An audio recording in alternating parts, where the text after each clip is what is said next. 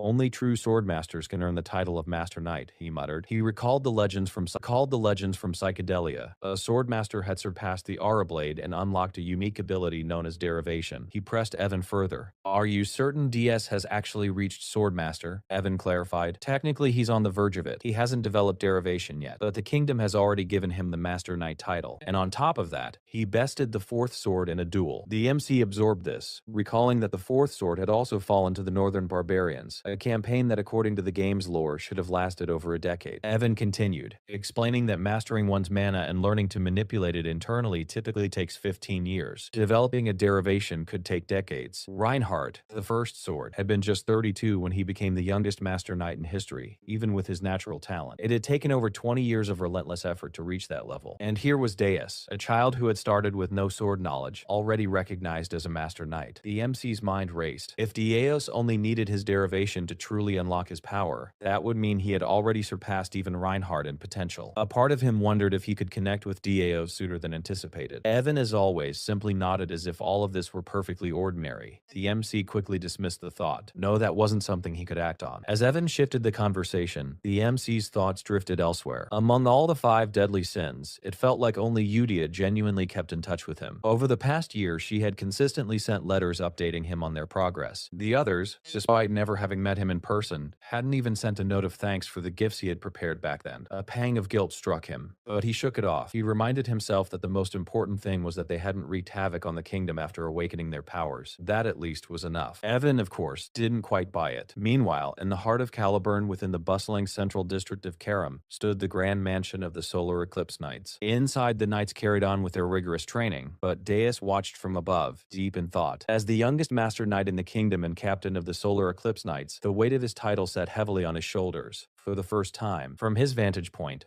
Deus caught sight of his younger sister. It was hard to believe that a full year had passed since he had left the orphanage, yet here he was, standing at the precipice of a future he had never imagined. Thinking back on that time still brought a flush of embarrassment to Deus. When the Black Organization had torn his life apart, he had been separated from his sister, whom he had believed lost forever. That period had filled him with an almost uncontrollable fury and despair. It was during this dark chapter that their boy had stepped in to save him. Deus admitted to himself that simply being rescued wasn't enough to immediately earn his loyalty. It was only when Utia promised him a chance for revenge that he chose to follow orders under the blue moon. From that point onward, he endured a relentless stream of dangerous missions and grueling training. At the time, he hadn't cared much for the missions themselves, or even for his own safety. Every task he carried out was a stepping stone toward facing the dark forces that had shattered his life. Eventually, the first truly personal order arrived. A letter from the MC himself. Diaz had approached it with skepticism. The message instructed him to go to a small hotel in southern Caliburn Caliburn, mentioning that a gift had been left for him. Initially, Deus hadn't felt any particular excitement, but the moment he stepped into that hotel room, he was utterly stunned. Waiting for him was something far beyond any material gift, his long-lost little sister. As he embraced her, Deus felt a surge of emotion unlike anything he had experienced before. In that instant, he realized the true weight of the MC's intervention. This reunion was a treasure more valuable than life itself. It became clear that the MC had likely known all along where his sister had been, orchestrating the reunion with careful precision. Settling down with her, Sai began to recount her own ordeal. After being separated from Deus and captured by the shadowy creatures, she had endured complete darkness for what felt like an eternity. She was not alone. Countless others had been locked away in cages, all awaiting the grim fate that the shadows promised. Yet, when her own moment came, a tiny flicker of light allowed her to escape. These black creatures were in essence shadows, and even the smallest glimmer was enough to break free. Years later, she had faced yet another threat, nearly being sold into slavery. But in her darkest hour, Evan, the savior, had appeared out of nowhere, rescuing her once again. Deus couldn't help but note the irony. Evan always seemed to be the one stepping into danger to save them, while the MC received all the credit. Sai went on to explain that after her escape, she had been supported with medicine and various gifts from someone she could only call the sponsor. She even showed Deus one of the MC's letters, which promised continued care and reassured her that she was safe under the name Palacio. That single line, the promise of protection and guidance, made the MC seem like an omniscient mastermind. Deus could hardly comprehend how their great master had known about his sister. He had never mentioned her to anyone, not even to Udia, who he considered exceptional in gathering intelligence. Yet somehow the MC had pieced it all together, and then it clicked. He remembered how Udia had always insisted that their great master knew everything. In that moment, all of Deus's doubts and questions about the MC fell into place like puzzle pieces. He realized that back then he hadn't understood Udia's constant vigilance, or why she was always so wary. The truth hit him. The real fool had been himself all along. Diaz recalled the MC's words to Loria. Good things will come. At the time, he hadn't grasped the meaning. Now, however, he understood that the MC had been fully aware of everything, merely leaving hints for Loria, who had to navigate her own path. Peak misunderstanding, he thought wryly. At this rate, the MC might even rival Sid from Eminence and Shadow or King from One Punch Man. Breaking the moment, Sai called out to her brother, "Are you alright?" Deus smiled, reassuring her, "I'm fine." But deep down, he remembered Utia's warning. A sword should never act on its own, and by questioning things, he knew he had come dangerously close to breaking that rule. Deus allowed himself a quiet moment of reflection, realizing just how generous their great master had been in forgiving him. He had spent so long consumed by hatred and thoughts of vengeance against the Black Organization, yet now he saw that the survival of his only family was a gift beyond measure. Memories of Utia's unwavering devotion to their boy flickered through his mind. Her insistence that, in time, they would all understand why she followed him so blindly. Back then, he had dismissed her dedication as fanaticism, but now the truth was undeniable. The letters, the orders, the unquestioning trust. It had never been blind. A surge of determination filled Diaz. He vowed to repay the MC for all that had been done, setting his sights on becoming the pinnacle of Caliburn, a master knight. Not stopping there, he resolved to establish a personal knightly order in honor of his master, assembling the finest swordsmen the world had to offer. And just like that, Deus had fully committed himself to what he privately called the MC's obsession camp. A few days later, Deus prepared to depart with his knights, who had been named the Solar Eclipse Knights. He addressed them with commanding presence, explaining that the mission ahead would serve as the first step in their journey. Standing tall and exuding majesty, he declared that no hardship would deter him from proving his gratitude and delivering recompense worthy of their great master. Under the gaze of the blue moon, he would demonstrate the full extent of his power. The expedition he spoke of was none other than the long-foretold battle against the northern barbarians, a campaign referenced in the game's lore. Meanwhile, back with their boy, he enjoyed a rare moment of peace outdoors, feeling the gentle breeze as he continued his meticulous research on magic. He mused that perhaps his days had become so serene because all of his little landmines, the children, had grown into capable young adults. A sudden gust scattered some of his papers, forcing him to scramble to gather them. One could hardly believe how this seemingly lazy, laid-back figure garnered such admiration from everyone around him. Resuming his work, the MC began recording his discoveries on the intricacies of magic. Since returning from the labyrinth, he had focused on the phases of spellcasting. In this world, the phrasing used during incantations directly altered the behavior of spells. For instance, the phrase refraction reinforced imperfections within a completed spell, extending its range and modifying its form. Following this, repulsion would crush the spell's structure, affecting the projectile's trajectory. Although technical, the process was precise and methodical. The blue light that emerged from repulsion enhanced parallel magic, such as the electrical spells he had wielded previously. Adding diffraction converted the magic into a penetration or critical line, effectively granting a critical hit effect. His goal was to identify which phrase combinations synergized best with each type of spell. Rules governed these incantations strictly. Phrases could not be mismatched,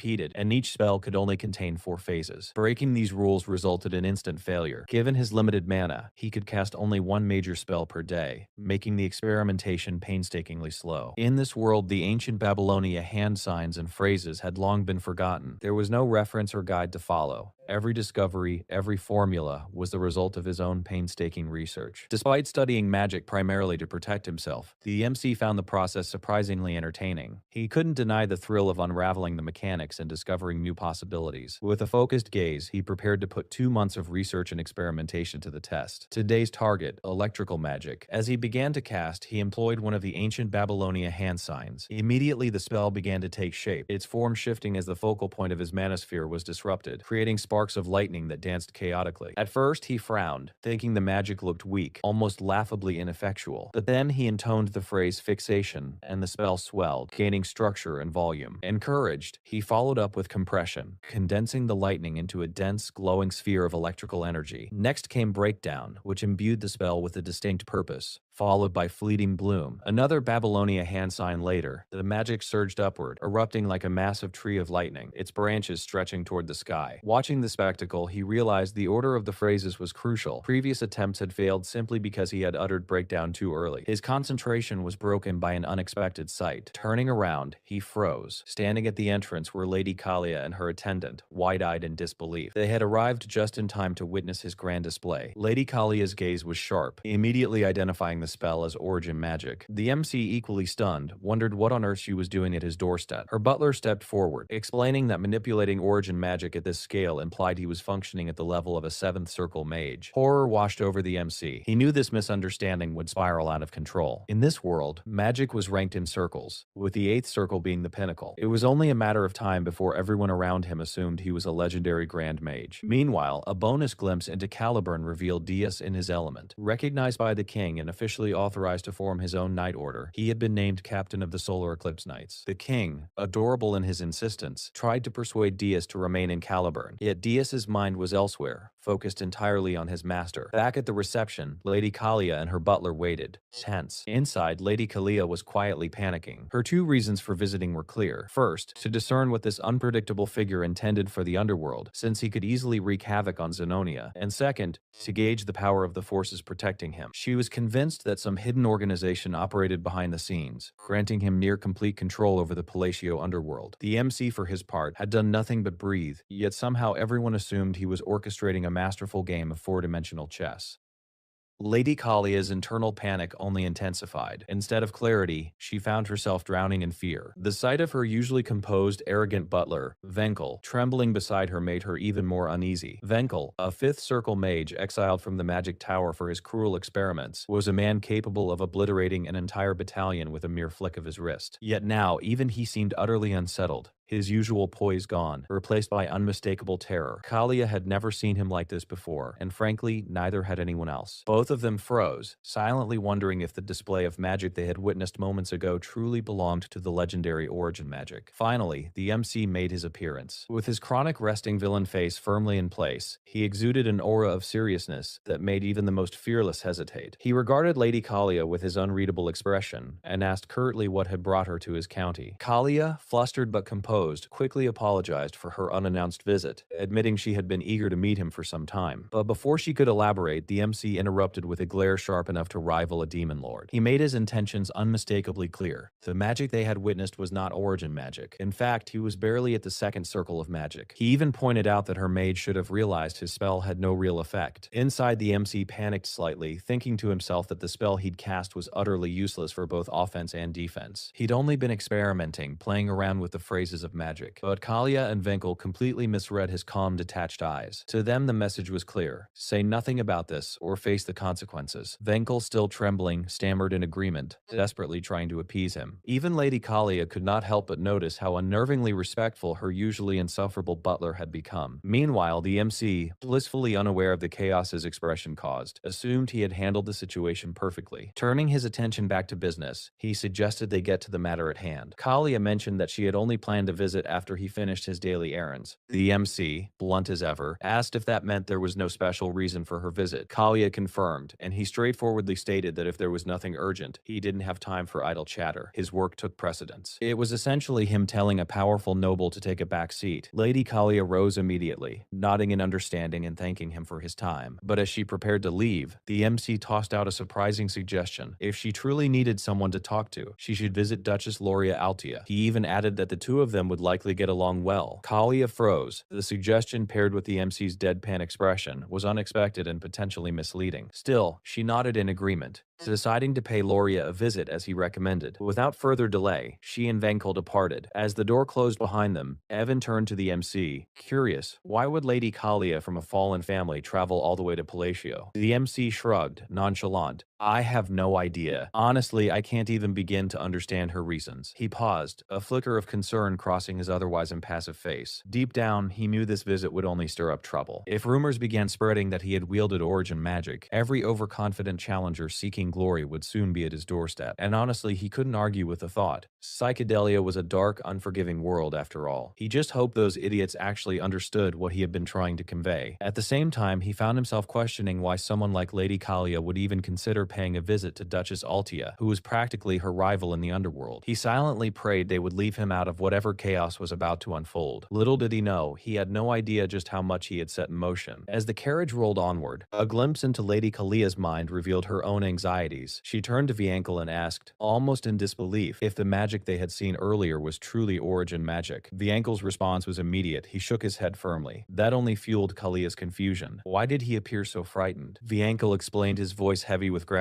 that origin magic obeyed its own set of rules, acting upon the canvas of the absolute. It was reserved for only the most accomplished of mages. Yet what he had observed from the MC was something entirely different. Using his observation magic, Viankel had witnessed the boy literally tearing at the fabric of that canvas, bending the immutable laws of magic as if defying the very principles of reality. He described it in awe and terror. The MC had seized lightning, twisted it, and shattered the fundamental laws of the world itself, and somehow the magic still came alive. It was an impossible miracle made tangible. But what truly shook Viankel was the source of that power. He recognized the unmistakable signature of the long-forgotten gods. It was no trick. The MC had enacted a binding vow using the Ring of Restraint, granting him the ability to manipulate the laws of the world at will. Gripping his head, Viankel muttered that dwelling on this knowledge was dangerous, recalling his own youth when he had been celebrated for his studies on the magic of the forgotten gods. He knew the gravity of what he was saying. With a stern warning, he told Lady Kalia that she must never, under any circumstances, confront the Count of Palladio. The realization hit her hard. She understood now that it was utterly futile for someone as insignificant as herself to try and decipher RMC's intentions. When she recalled his suggestion to visit Duchess Altia, she misinterpreted it as a direct order. In that moment, she felt as though she had been unwittingly set into motion as a pawn in his game. Fast forward 5 months. 2 years had passed since the 5 deadly sins had left the orphanage. The MC and Evan were engaged in their usual relaxed routine when the MC asked if there was any new information. He secretly hoped it was about the children, but Evan had to break the news. The update had nothing to do with them. Zenonia County and the Altia Duchy, he reported, had formed an alliance. The MC froze, utterly stunned. How could two of the underworld's most formidable powers suddenly join forces? Evan tried to ease his tension, pointing out that it was likely just a temporary arrangement and that while not common knowledge, the information was reliable. Despite that, the MC felt a surge of panic. Just when he thought he had steered the 5 deadly sins onto a safer path, now he was confronted with the prospect of a supervillain collaboration between two of the underworld's finest strategists. A flicker of dread crossed his mind. Was the Asteria Kingdom teetering on the edge of disaster once more? Then it hit him. Had Kalia actually followed through on his subtle nudge back then? She had.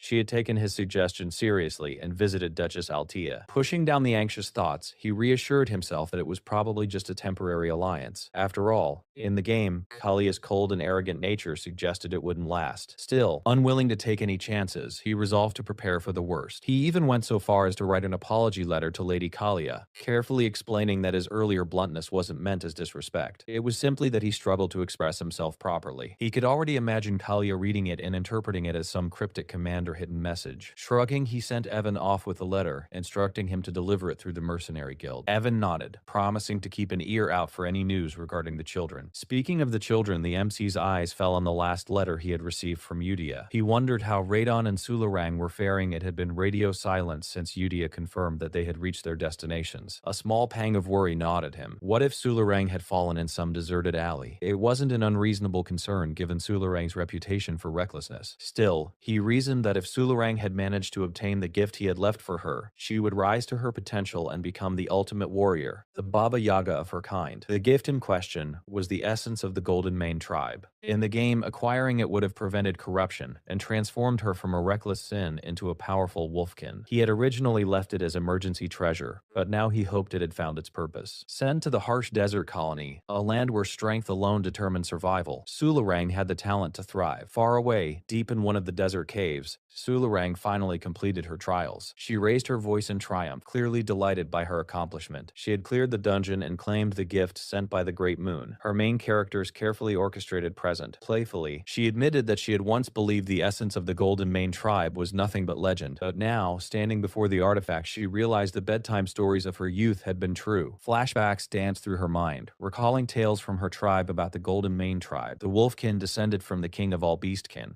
and the essence had been passed down for generations, granting its wielder unmatched strength and authority. Sularang understood the significance of what she had achieved. Acquiring the legendary artifact and navigating the trials wasn't just luck. It was a feat that proved her worth. Gratitude welled up in her chest as she thought of the MC. He had saved her from a meaningless death as a subject in a bioexperiment, and more than that, had given her the power to seek vengeance against the black dragon that had taken her parents. With that magic now at her command, she swore to repay him. She understood his intent. He wanted her to become the strongest gladiator, to restore her tribe, and to exact justice on the forces that had destroyed her family. Stepping out of the cave, she declared with a mix of determination and pride that every action she took would be for that man. Her gaze sparkled as she proclaimed that the Golden Mane tribe would rise again under the blue moon. In essence, the MC now had the loyalty of two formidable minor organizations, and counting Loria and the Kalia Altia Alliance, 3. If this trajectory continued, he could very well become the head of a nation without ever lifting a finger. Back in his study, the MC continued his usual routine, chatting casually with Evan while flipping through documents. Evan mentioned that the Information Guild had managed to gather new intelligence on the 5 great sins. He admitted he had meant to share the update earlier, but it had slipped his mind. Maintaining his calm demeanor, the MC asked for the details, and Evan revealed that Sularang had been performing exceptionally well in the desert colony, so much so that she had earned the nickname the Golden Flash. He couldn't help but smile at the chibi version of Sularang that the artist always slipped in whenever she appeared on screen. Cute as ever. He felt a vague familiarity with the nickname Golden Flash, though he couldn't quite place it. Still, he was simply glad to hear that Sularang was doing well. Evan chimed in, pointing out that in that lawless desert colony, anyone could rise to power as long as they had the strength to back it up, much like the chaotic cities in Eminence and Shadow. Curious, the MC asked if there was any news on Radon, the sin of mysophobia, since he hadn't heard a thing about him after arriving in Rexus, the city of entertainment. Evan admitted there was some information, but the guild was still verifying its accuracy. This prompted the MC to call Evan out, questioning why he was lounging around instead of preparing for their upcoming journey to the Magic Tower, a trek that would take at least a month. Evan froze, clearly caught off guard, insisting he hadn't realized they were heading there. The MC wondered if he'd simply forgotten to mention it, but Evan, accustomed to these surprises, merely sighed. A month seems excessive, Evan protested. Reaching the Green Magic Tower shouldn't take more than a week. Our destination is the Blue Magic Tower, the MC clarified, watching Evan's expression twist in surprise. The one near the Labyrinth City. Quite a trek. Evan's initial shock faded as he nodded and promised to begin preparations immediately. Left alone with his thoughts, the MC grumbled to himself about the long carriage ride ahead. A full month of travel, just thinking about it wore him down. He reminded himself that he had no choice. The item capable of aiding his precious, limited mana pool awaited him there. Memories of the Labyrinth City crept into his mind. Memories from his gaming days, of countless hours spent grinding and exploring. At the heart of the city lay the Labyrinth, infamous among players for its depth and difficulty. Relics and powerful artifacts appeared frequently, but no one ever reached the end, driving players to frustration and even to cheat codes just to hit floor 150. Yet the Labyrinth simply kept going. The MC reflected that, much like in the game, these dungeons were treasure troves for magical relics, and the role of an official magic appraiser had skyrocketed in prestige and wealth for those fortunate enough to secure it. One such fortunate individual was Rainey, the embodiment of greed. With her skills, the MC reasoned she likely aced the appraiser exams. Still, he couldn't help but wonder if the gift he had sent her a basic item appraisal tool, was underwhelming compared to the gifts the other children had received. Perhaps he would need to provide her with additional support later, though that was a problem for another day. Meanwhile, in the maze-like streets of Lithuania, where winding alleys and labyrinthine houses made navigation tricky, a small appraisal shop quietly thrived. The city had no official authority, making it a haven for adventurers and mercenaries. Hidden among the southern markets, the Murdy shop had earned a reputation for serving nobles and rank explorers alike. One of its regular patrons was the Lord of Lania, a distinguished man with a peculiar beard. Inside the shop, Ren, the masked appraiser, had just finished evaluating a magical item designed to ignite flames using mana. Explaining to the Lord, she mentioned that the item could be imprinted, a feature allowing the flames to burn continuously for an hour with just a small amount of mana. The Lord's eyes lit up at this improvement, pleased with the boost in efficiency. Imprinting, as Rendai explains, isn't just an appraisal. It upgrades an item to a higher level, and the exact ability granted depends entirely on the nature of the object. Once the last customer had departed, she removed her mask and spotted a peculiar item nearby. Picking it up, she noted that it too could be imprinted. She smiled knowingly, explaining that the true reason her shop had earned its reputation, despite being tucked away in a quiet corner of Lafania, was this variability. According to her, it was a blessing from the Great Moon. Unbeknownst to her, this was the item the MC himself had gifted her.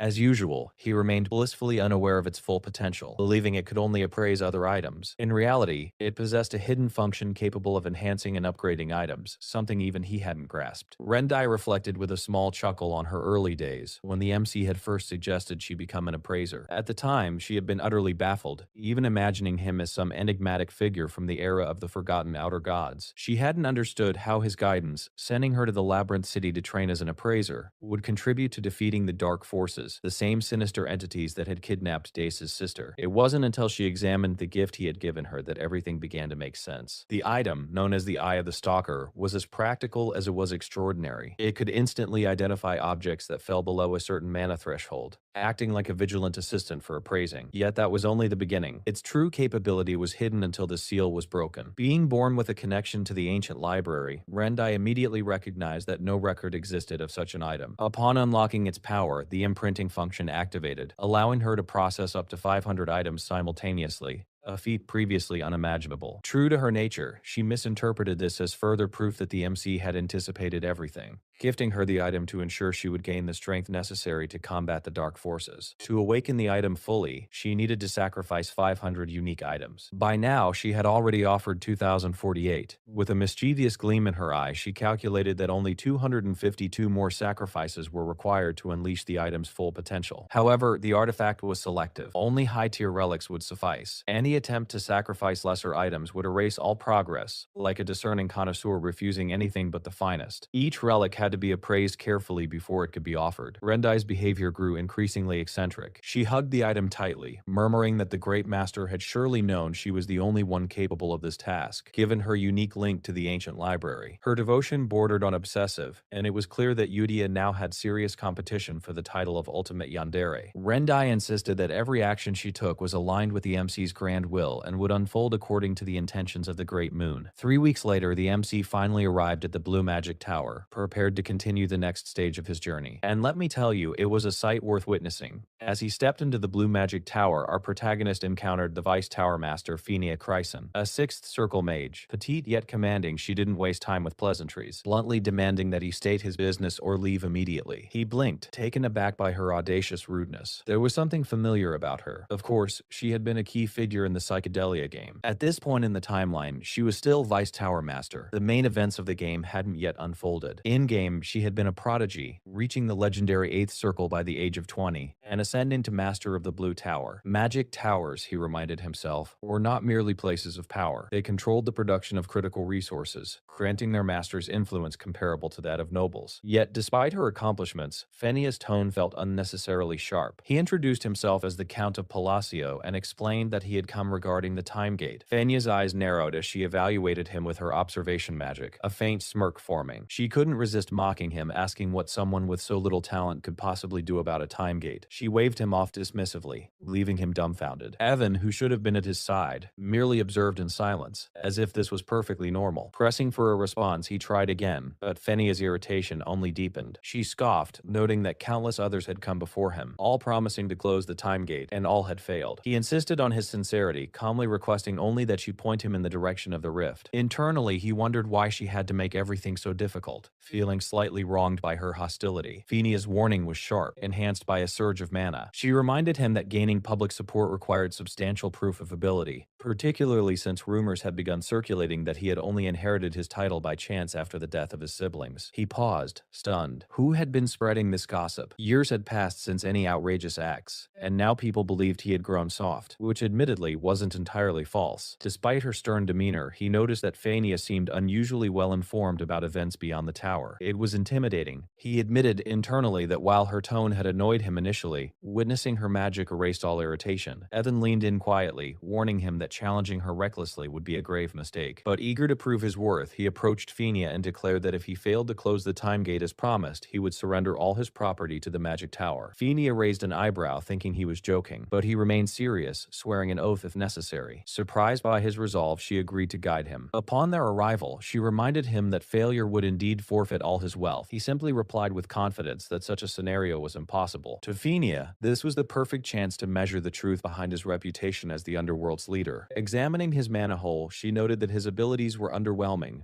barely second circle, with just above average energy sensing. His aura was remarkable, yes, but the practical skills seemed mediocre. She couldn't fathom how he intended to deal with the time gate with such limitations. He, however, remained unfazed, explaining that the time gate would close naturally in 3 months after releasing the relic he sought. No other mage, he noted, possessed the skill to handle it anyway. As he prepared to cast, using a Babylonia hand sign, Fenia's lips curled into another teasing smirk. She questioned his reliance on hand gestures instead of a staff, deeming it almost fairy tale-like. While she mocked him, the tower seemed to hold its breath. He began his incantation, and slowly, an eerie silence fell over the chamber. Fenia was utterly bewildered. Everything around her had come to an unnatural standstill, and her eyes of observation, a form of advanced magic that could pierce through the essence of spells, struggled to comprehend the phenomenon. All she could sense was an overwhelming wave of dread as a massive, sinister eye hovered above the young man, watching him with an unblinking, almost sentient gaze. This was the entity that had granted him the ability to bend the laws of reality. Its presence was both awe-inspiring and terrifying, a silent overseer whose intentions were impossible to decipher. Whether it was a benevolent guardian or a mechanism to enforce restrictions, Fenia could only guess, but the sheer magnitude of its presence left her frozen in place. She tried to analyze his magic, but the patterns were unlike anything she had ever encountered. Observing him was like attempting to probe a forbidden command on a computer, only to be warned that proceeding would crash the system. Fear rippled through her veins, the kind that screamed, "Enlightenment can kill." Before she could recover, a colossal hand appeared, issuing a silent, wordless warning, "Do not move." The entity had declared an absolute silent zone, and Fenia, drenched in sweat, understood that any misstep would be catastrophic. Then, as abruptly as it had arrived, the eye vanished. The young man, blissfully unaware of the eldritch horror that had just unfolded, turned to her and casually stated that the time gate had been sealed. Fenia's jaw dropped. Internally, he considered the task trivial, a simple matter thanks to a technique he had learned from the game. He added that he intended to claim the relic from the time gate himself, since he had performed the sealing. The relic, a black bracelet almost identical in color to the ring of restrictions he already possessed, lay before Fenia. She stared at it, bewildered as he tried to make sense of her expression. In a panic, he wondered if she had somehow caught him using a glitch or some random anomaly to close the gate. Fenia, still traumatized by the confrontation with the unseen cosmic entity, calmly reassured him that she would keep the matter secret. The protagonist, oblivious to her inner turmoil, saw this as a victory and smugly asked her to remain silent. Fenia agreed, still sweating bullets. The comedy of the situation was striking. He assumed she was grateful for his work on the time gate, while she genuinely believed he was hiding his identity as something akin to a cosmic horror. Neither had any idea that their interpretations were completely misaligned. Someone curious might wonder why the entity remained invisible to anyone else, or why Fenia only noticed it once he began casting. Essentially, it only manifests when he uses magic that bends the world's fundamental rules. To perceive it, one must actively employ observation magic. As they prepared to leave, he turned to Evan, ready to move on. Evan, as usual, lounged in complete calm, while Fenia had been in full panic mode. Just as they were about to depart, Fenia nervously called out, offering him a few mana potions as a gesture of goodwill, a clear attempt to redeem herself after her earlier rudeness. He examined the potions and noted that a homemade mana potion from the Vice Tower Master of the Blue Tower was a rare treat. Then he froze. Just 2 of these potions were worth more than his entire mansion. The thought alone was overwhelming. Phinia, misreading his stunned expression as anger, panicked, promising to keep his secret safe. Meanwhile, the oblivious protagonist assumed she was grateful for his efforts with the time gate, a complete misunderstanding. In her frenzied state, Phinia suggested they form a mana oath to guarantee her silence. Confused, he wondered if such an extreme measure was even necessary for something as straightforward as sealing a time gate. Before he could clarify, she began the ritual, spreading her mana outward and forming mystical chains that bound her to him. Breaking the oath now would mean death for one of them. Spoiler alert, of course it was her, since she was the one who had cast the spell. She hurriedly asked if she had done it correctly, insisting that she was excellent at keeping promises. The introverted MC, feeling it would be more trouble than it was worth to clarify the misunderstanding, decided to just go along with it. In the end, he walked away with the relic he had wanted all along, 5 mana potions and an oath attached to it, though he still hadn't quite figured out why. As they rode back in the carriage, Evan glanced at the bracelet on the MC's wrist and asked if that was truly the treasure he had received for sealing the time gate. The rough appearance of the bracelet didn't escape him. Bracelet on the MC's wrist and asked if that was truly the treasure he had received for sealing the time gate. The rough appearance of the bracelet didn't escape him, especially considering the effort that had gone into obtaining it. Curious about its value, Evan pressed further. The MC admitted that he wasn't entirely sure how valuable it was, but he knew it was necessary. A faint smirk appeared as he reflected on the relief of having it. He revealed its name, the Mark of the Corrupted, and explained how the gems embedded in it absorbed and stored mana from the surrounding air. Watching the gem sparkle, he confirmed that it functioned perfectly. Though it didn't hold much mana, it exceeded the tiny capacity of his own reserves. The realization that a support item could outmatch his own mana capacity dampened his mood slightly, leaving him irritated. Still, he tried to encourage himself, reminding that the bracelet was designed for magical exploration and self-defense, not combat. A brief pep talk to himself left Evan both confused and intrigued by his master's peculiar behavior. Meanwhile, the MC recalled Phinea's earlier misunderstanding. Despite his repeated explanations that his magic had only reached the second circle, she had responded as if she already understood. He wondered whether her sudden politeness had been genuine, or if she was subtly teasing him. Similar reactions from Lady Kalia and Vankel after witnessing his magic further perplexed him. The mysterious entity that appeared above him with every spell remained invisible to him, yet it provoked awe in powerful mages. Though the uncertainty made him uneasy, he pushed the thought aside, reasoning that he probably wouldn't encounter them again. With the serene weather outside, he chose to simply enjoy the moment. Finally, they arrived at the Altiodocula estate, where Loria was hosting a charming tea party. Lady Kalia was also present, radiant as ever. The two shared a warm rapport, having grown close over the years. Loria expressed how comfortable she felt around Kalia, free from concerns about rank or authority. Kalia, in turn, thanked the MC, praising the insight he had shown, a testament to his subtle influence. Unknown to the MC, these two leaders often discussed him behind his back. Kalia recalled the day he suggested she visit the Duchess of Altia, praising him for guiding her understanding. Their first encounter had revealed how deeply the MC had shaped their perspectives, and they had taken his guidance to heart, interpreting it as a formal order even though he had no idea such a thing existed. Their devotion, rooted in his mere presence, led them to conclude that any internal power struggles were meaningless compared to his absolute authority. Consequently, the Zenonia and Altia families became allies, a result entirely unbeknownst to the MC. Returning to the present, Loria asked why Lady Kalia had come early, since their usual meetings were scheduled for the next month. Kalia explained that she had received a letter from the MC, noting the discreet manner in which it had been sent, referring, of course, to the apology he had sent her some time ago. Loria couldn't help but guess that she might have misunderstood its intention. As predicted, Loria and Kalia completely misread the apology letter. While it was plainly meant to express remorse, the two interpreted it as a green light to take action against the nobles who had been irritating their master. The letter had simply mentioned that he didn't have many noble friends, yet Kalia twisted it, insisting that a straightforward apology was actually a directive. Loria, for her part, nodded along as if this reading made perfect sense. Kalia explained that she had come to see Loria precisely to help decode what they now considered his orders. They began dissecting the letter, starting with a comment about his lack of noble acquaintances. Based on what they knew, Baron Kenya aligned with the aristocratic faction. Maris Valentino wielded influence among the royalists. Viscount Val also sided with the royalists, and Duke Poloni was a pillar of the aristocratic faction. Given that the nobles he interacted with at the ball were hardly anyone of consequence, they concluded that he must dislike both the aristocratic and royalist factions. From there, they leaped to the assumption that his words were actually an instruction to eliminate all major nobles. Loria suggested applying some common sense, and Kalia agreed, only to discard it immediately. They firmly decided that the letter implied he wanted the current nobles ousted and a completely new regime installed. At this point, it was clear that the young man had achieved peak levels of being misunderstood. Two grown women had essentially written their own command under his name. Loria speculated that this must have been why he had made her a duchess in the first place. Convinced that they could carry out the operation together, Loria and Kalia eagerly began planning what amounted to a noble purge, all sparked by nothing more than an apology letter. Meanwhile, back at the Blue Magic Tower, the Tower Master returned to find Fenia reporting that Count Palacio had sealed the time gate. When the Master pressed her for details, Fenia, utterly drained and close to collapsing from stress, couldn't even form a coherent sentence. She simply stared, lost, as the pieces of the puzzle began to fall into place, all leading back to their unsuspecting protagonist. At the same time, far from any of this chaos, the young man sat outside with Evan,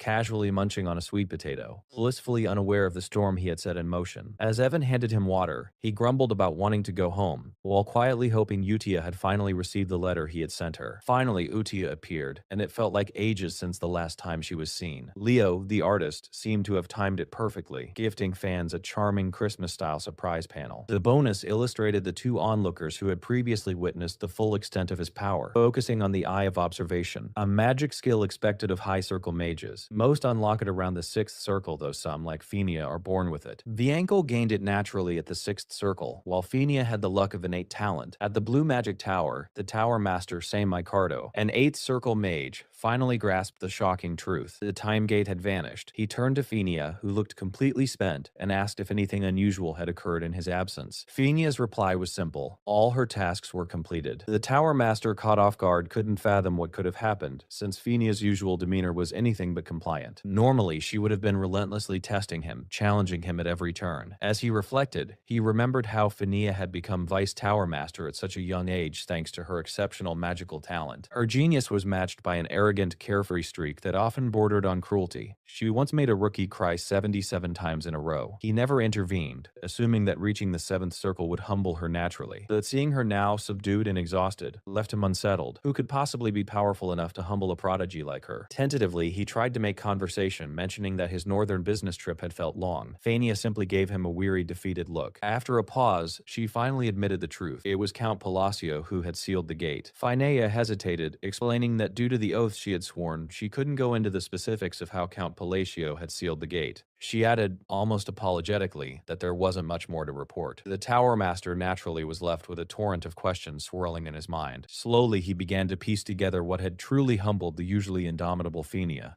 Some form of unfathomable origin-level magic. Credit where it was due, this insight was sharp. He reached out, running his fingers through Fenia's hair with a careful gentleness. She was clearly shaken, so terrified that she didn't swat him away as she normally would. He found the whole scenario intriguing, and mentally made a note that a visit to Count Palacio might be in order. Meanwhile, miles away, the young man had returned from the Blue Magic Tower. A full month had passed since then, which meant roughly 2 months since his journey began. Despite the long trek back home, he looked sharp, moving with precision as he practiced magic. Since obtaining the Mark of the Corrupted, he had dedicated himself entirely to researching magic phrases. Now that he could cast spells multiple times a day, his training had intensified, and new rules and patterns were slowly revealing themselves. He had discovered that magic phrases followed strict guidelines. Phrases had to match the intended effect. Repetition within a single spell was forbidden, and only 4 phrases could be stacked at a time. On top of that, certain phrases created overlapping effects if arranged correctly, and some needed careful preparation beforehand. As he jotted his observations in his notebook, he realized there was another layer. Placement mattered. The positioning of each phrase influenced how the magic manifested. Phrases were no longer just words. They were a form of visualized mana. For example, casting a fireball while mentally charting the process resulted in flames behaving entirely differently than if he acted on instinct. Evan observed him quietly, noting that his magic seemed to grow stronger by the day. The young man merely sighed, letting Evan continue. Even before this, Evan said your magic was already leagues beyond normal 2nd circle mages, but now it's even more impressive. And Evan wasn't exaggerating. The crater in the garden, caused by a single test, dwarfed anything normal gravity magic could produce. Deep down, the protagonist knew that 2nd circle gravity magic, at full force, wouldn't be lethal against a human, yet his version looked like it could flatten an entire battalion. He allowed himself a small smirk, Feeling the satisfaction of tangible growth, Evan fueled his confidence further, praising the ingenuity and sheer spectacle of his magic. He explained that the increase in power wasn't due to raw skill or memorized phrases. Rather, it was a matter of precision and execution. Phrases acted as triggers, altering specific attributes, and through months of study and repetition, he had gradually optimized the arrangement. Even minor adjustments to the sequence yielded noticeable improvements. His recent success came from fine-tuning, not sudden bursts of strength. Feeling playful, he teased Evan, claiming it was all in Evan's imagination, that his firepower couldn't possibly have increased overnight. Perhaps it was just that he was feeling fit and in good spirits. Evan, accustomed to such antics, nodded with mild amusement. Before the banter could continue, Evan mentioned that a letter from Udia had arrived. The young man's expression softened, a faint blush rising to his cheeks. He excused himself, saying he wanted to read it in private. His stride was quick, purposeful, and eager as he headed to his room. Clearly, letters from Utia were something he looked forward to more than he let on. When Evan asked about it, Luke casually claimed he had already exhausted his 3 daily uses of magic, so he might as well call it a night. Yet, even as he stepped inside, Evan's comment about his increasing magical strength lingered in his mind. There were realistically only 2 possibilities. Either his growth was a reward for his efforts, or it was a curse. A curse, as defined in Eastern rituals, involved a caster sacrificing themselves to place a curse on another, or even on themselves. The afflicted party would endure a loss but gain something in return. Luke considered it carefully. He had no ties in the East, no one capable of cursing him, so that possibility was quickly dismissed. Could it be faith then? But as the ruler of a minor account largely ignored by the underworld, the notion of receiving faith seemed improbable. With a shrug, he decided not to dwell on it. As long as it didn't inconvenience him, he would simply keep living. The scene shifted to the holy kingdom of Rosario, to its gleaming capital, Rionel. Pure white towers rose against the sky, reflecting the devotion of the people to Sharonia, the goddess of the moon and peace. Inside the East Prayer House, Udia knelt in deep prayer, her composure interrupted by the arrival of Luke. She turned gracefully, greeting him with the warmth of familiarity, calling him Luke. Her appearance in flowing white robes was breathtaking, the artist's work capturing her ethereal presence perfectly. Luke, observing her, felt the weight of respect he couldn't explain.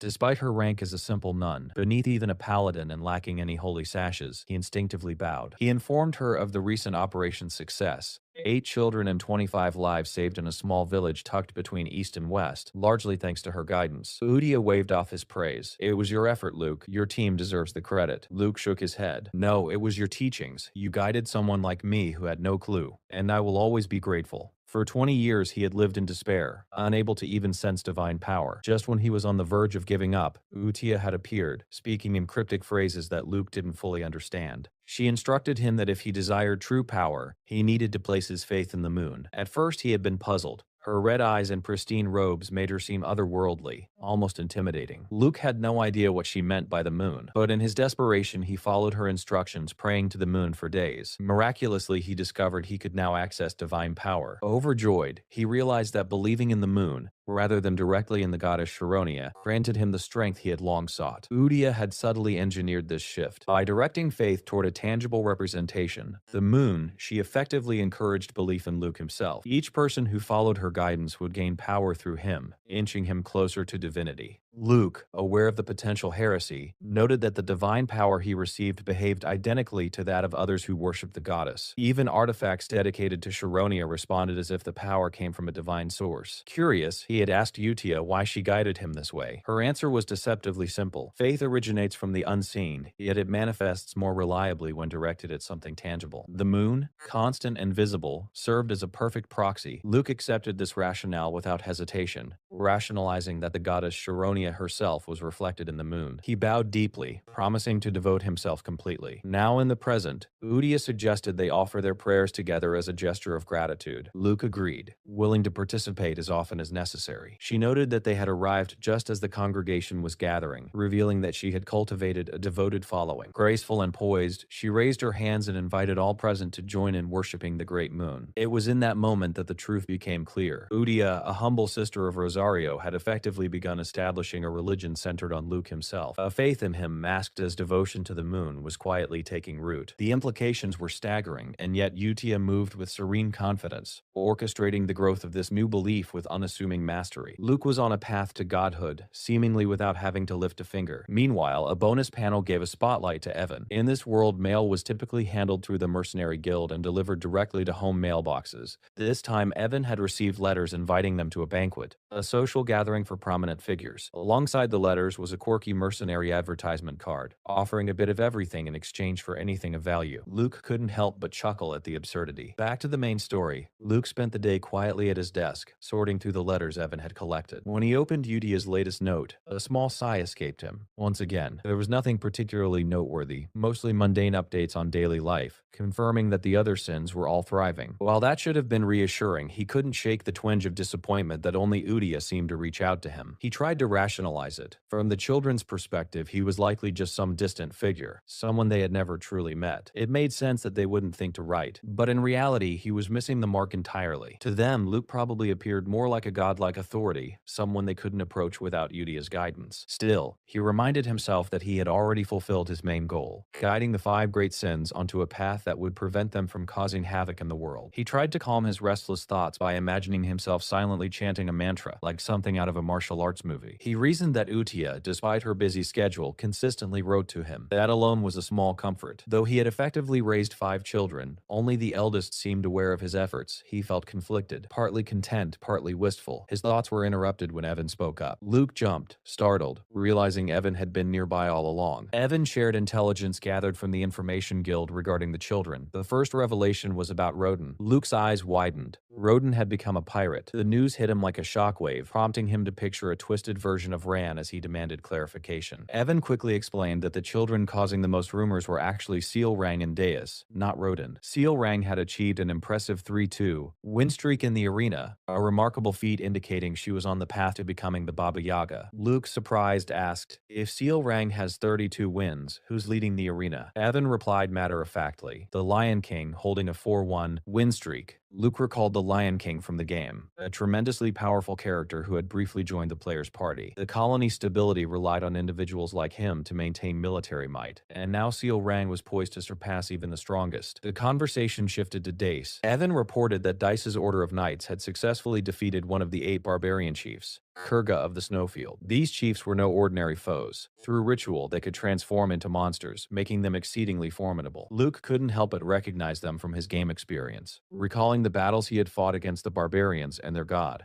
Alterus. A sigh of relief escaped him. Thanks to his interventions, the 5 deadly sins had never united, preventing Alterus from appearing. Luke felt confident that he would not have to face such threats again. With Dace performing admirably, he could rest easy. Evan confirmed that through this mission, Dace had reached a skill level on par with Reinhardt, the first sword. Yet ever the modest and clueless one, Luke wondered if he should have visited Dace in person. Riding on the coattails of his achievements might have been satisfying. Finally, Evan updated him on Rena, the sin of greed. Her appraisal shop was flourishing, and she had begun producing black engravings capable of enhancing artifacts. Luke simply shrugged, finding the concept intriguing but not particularly shocking, just another facet of the strange magical world he navigated. Luke couldn't help but wonder if he fully understood just how remarkable imprints could be. Shaking off the thought, he turned to Evan, asking again, with a hint of disbelief, whether Rodan had truly become a pirate. His expression fell immediately at Evan's confirmation. Evan, sensing Luke's reaction, asked if he knew about the 7 archipelagos off the coast of Rexus, waters notorious for pirate activity. Then, with a small smirk, he added that Rodan had become the captain of the first archipelago, the largest of the group. Instead of feeling impressed, Luke nearly lost it entirely. Becoming a pirate, to him, was far from noble. It felt like stepping over to the dark side. He recalled a post he had laughed at back in the game.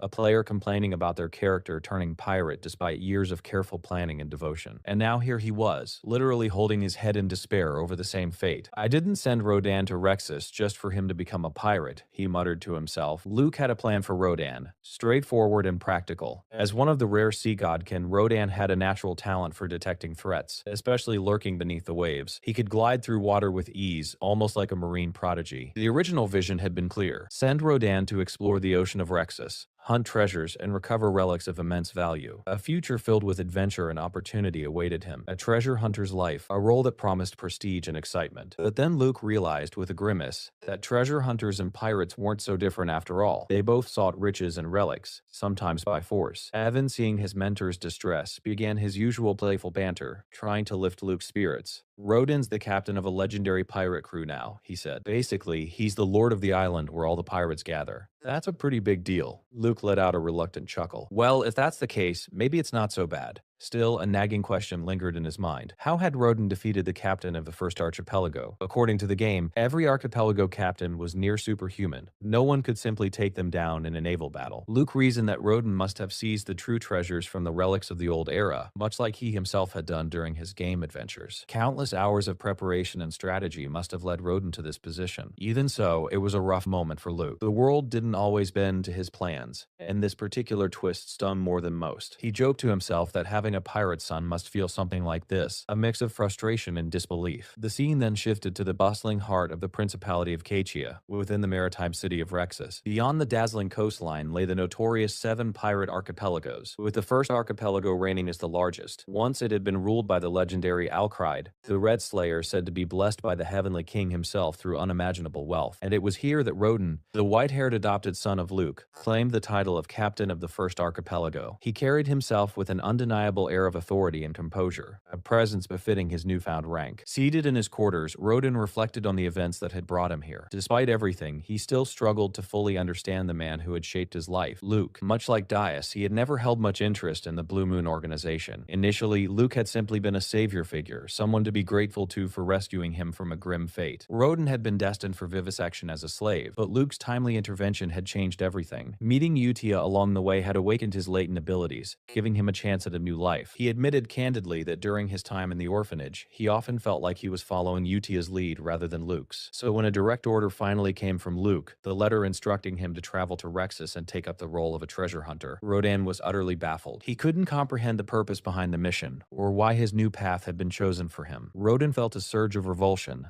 as though this entire path was worlds apart from the vengeance he had sworn against the black things that had annihilated his clan. His family had lived quietly on a hidden island beneath the waves, a sanctuary known only to them. Then, one fateful day, the black things appeared, monsters that seemed to emerge from nowhere, and tore through his village. Every man, woman, and child was slaughtered. Those few who managed to escape were relentlessly hunted down. Rodan had lost his parents at a tender age, forced to witness their brutal deaths firsthand. Afterward, he was sold into slavery. When Luke had instructed him to journey to Rexus as a treasure hunter, Rodan had assumed it had nothing to do with revenge. It felt pointless. At first, he even considered feigning obedience, mostly out of fear of Udia. But upon arrival, the scene before him stunned him. The very monsters responsible for his parents' deaths now stood casually among the archipelago captains, wielding his clan's sacred magic as if it were theirs to command. Their arrogant boasting about the Heavenly King's protection only stoked his fury further. The magic they wielded was no ordinary power. It could only be obtained through a sacred ritual involving the bodies of sea godkin, a process in which the Kled god's blessing was tricked into favoring outsiders. Essentially, if a clan received divine favor, someone from outside the clan could slay a member, smear themselves in the victim's blood, and deceive the god into bestowing the power as though it were their own. It was a horrifyingly twisted reality. The realization hit Rodan like a tidal wave. All 7 archipelago captains had stolen his clan's magic. That meant the monsters had torn his parents' bodies into 7 pieces. The thought alone sent his blood boiling. Before he could act on his fury, a new question gnawed at him. How had Luke known of all this? Rodan had kept his past tightly locked away, yet now the very targets of his vengeance were placed before him. In his mind, it was as if Luke had orchestrated the entire scenario, handing him the opportunity for revenge he had been promised all those years ago. Udia had once vowed that Luke would help them settle the score. Perhaps it was coincidence, but somehow Luke's credit kept following every twist of fate, and Rodan found himself oddly satisfied by it. Clenching his fists, Rodan realized he couldn't just storm the 7 archipelagos in his current state. Even stolen, the magic they wielded was formidable, and combined with their superhuman sea god abilities, they were far from pushovers. Not to mention, their numbers were intimidating. Yet if Luke truly had set this all up, then the gift he had received must also be part of the plan. As usual, Rodan misread the situation entirely, yet everything seemed to be falling into place perfectly. The gift in question was a compass-like necklace, which Rodan now swore would become the cornerstone of his vengeance. A few days later, along the stunning shoreline of Rexus, Rodan dove into the sea to test Luke's gift. The necklace sprang to life the moment he hit the water, conjuring a swirling stream around him that transformed into a pair of magical water goggles, giving him an effortlessly cool appearance. Rodan explained that the artifact was called the Spectacles Spectacles of Amrita. True to its name, it granted him the ability to spot and track hidden relics deep beneath the waves with uncanny precision. It was like strapping on a pair of enchanted glasses. With the Spectacles of Amrita, Rodan could now detect relics hidden deep beneath the sea, compensating for his lack of raw combat power. Hours passed as he explored the waters, the setting sun painting the horizon in warm hues that danced across the waves. Emerging from the sea, he realized how naive it had been to feel only gratitude toward Luke. The man hadn't just laid out the targets for Rodan's revenge, he had also granted him the means to carry it out. At this point, there was no point in overanalyzing the misunderstandings. Everyone had seen it before. Whenever Luke acted, others inevitably misread his intentions. Rodan shook his head, recalling the letter he had received. He now believed he understood its meaning, even if it was far from what Luke had actually intended. In Rodan's eyes, the message was clear. Take out the captains of the 7 archipelagos, exact revenge, and seize dominance over the pirate world. Udia's repeated mantra, that all their deeds were for the great moon, echoed in his mind. At first, the phrase had meant little to him, but now it had rooted itself deeply in his heart. Staring at the moonlight reflecting on the waves, Rodan whispered to himself, everything is for the great moon. 3 months later, as summer's heat gave way to the crisp air of autumn, the Asteria kingdom prepared for its grand social gathering. Luke sat in a carriage en route to the event, his usual air of exhaustion visible as he grumbled about being forced to attend. Every 4 years, nobles were required to appear, and Luke, ever the reluctant participant, despised the whole affair. Soon, other carriages joined the procession, Evan pointing out that the Krilled and Adadorn family carriages had finally caught up. Luke noted the practical reasoning behind the convoy. Traveling together minimized the risk of bandit attacks or other hazards, a logical but irritating custom for someone who preferred solitude. That evening, lodged in a nearby inn, Luke reflected on the day's lessons. Dealing with nobles, he realized, was far trickier than facing bandits. And the 2 nobles accompanying him were the epitome of arrogance and stupidity. They mocked him for bringing only a single escort knight, assuming it indicated poverty, and openly laughed at him, even spitting as they spoke. Usually, Luke could brush off such petty insults, but with these fools so blatant in their disrespect, it grated on him. Deep down, he wished they would simply leave and gossip behind his back, rather than confront him so boldly. He understood their disdain. The Palladio family's fearsome reputation had been forged through his brother's rule over the eastern underworld and the fortune they amassed. But with his siblings gone and Luke content to live honestly, the underworld had fallen out of his hands. The small-time players scrambling to fill the void spread rumors of Luke's luck, which became the accepted narrative. To the nobles who thrived on these stories, he appeared weak, and that was why they mocked him so freely. Luke reflected on how the world saw him, once a master of schemes, now a man-child who had stumbled into success. Yet for these 2 nobles to mock him so openly, questioning his finances and behavior while being significantly older, was absurd. As he sank deeper into thought, it became clear that their antics had crossed a line entirely. Then it hits him. Maybe their behavior wasn't entirely random. Perhaps it stemmed from the fact that these 2 nobles had once been under the thumb of his brothers. And honestly, that made a lot of sense. Krilled and Adadorn had been nothing more than pawns for his siblings, obedient to their every command. Now that his brothers were gone, the frustration they had long harbored was being funneled onto him. Luke frowned, feeling the unfairness keenly. He hadn't humiliated them. He hadn't ruled them with an iron fist. Yet here they were, taking out their grievances on him. He even joked inwardly that dealing with them felt like moderating a group of internet trolls, and that he ought to save their rants as PDFs for future amusement. At that moment, Evan returned, carrying roasted corn and a look of mild surprise. Apparently, these 2 fools were still in fine form. Luke couldn't help but appreciate how both he and Evan were just letting the nonsense slide, choosing to ignore the petty attacks. He asked casually where Evan had been, and the other simply replied that he'd gone to the kitchen to grab some snacks. Snacks that, as it happened, looked absolutely irresistible. Even Luke, normally not one for small indulgences, couldn't resist. As they munched on the corn, he reflected on how much he valued simple staples, especially on chilly evenings like this. Meanwhile, the idiots continued their loud competitive chatter, which Luke couldn't help but compare to underground rap battles. Still, he ignored them, savoring the warm corn. Evan, ever the laid-back companion, casually suggested that a touch of butter might elevate the flavor even further. Far to the north, an unforgiving wasteland of ice and bitter wind stretched endlessly. The land was bathed in a cursed grayish light, as though life itself had abandoned it. Among the snow-strewn corpses of fallen barbarians, one figure struggled to cling to life, a chieftain who had lost an arm and an eye. This was Clickon, one of the feared 8 barbarian chiefs. Despite his grievous injuries, he cursed the Knights of Caliburn, insisting they understood nothing of honor. To these warriors, dying with valor in battle was the ultimate glory. Yet they had been deceived. Dace's knights, posing as Caliburn, had ambushed them after promising a fair duel. As Clickon's strength waned, he cursed the fate of the other barbarian chiefs, especially Kurga of the Snowfield. All around him, the telltale signs of thread magic, the signature of Dace, wove through the battlefield. In his final moments, Clickon's regret was profound. The shame of such a dishonorable death weighed heavily, and he could not even close his eyes in peace. Tears of blood streamed down his face. Then a voice called to him, urging him to speak the sacred name, to invoke the god they revered. Summoning every ounce of his remaining strength, Clickon rose and shouted Ultras's name, calling upon the deity of the barbarians. In that instant, the god manifested, promising vengeance for his people. What was truly unfolding was a radical departure from history. Des,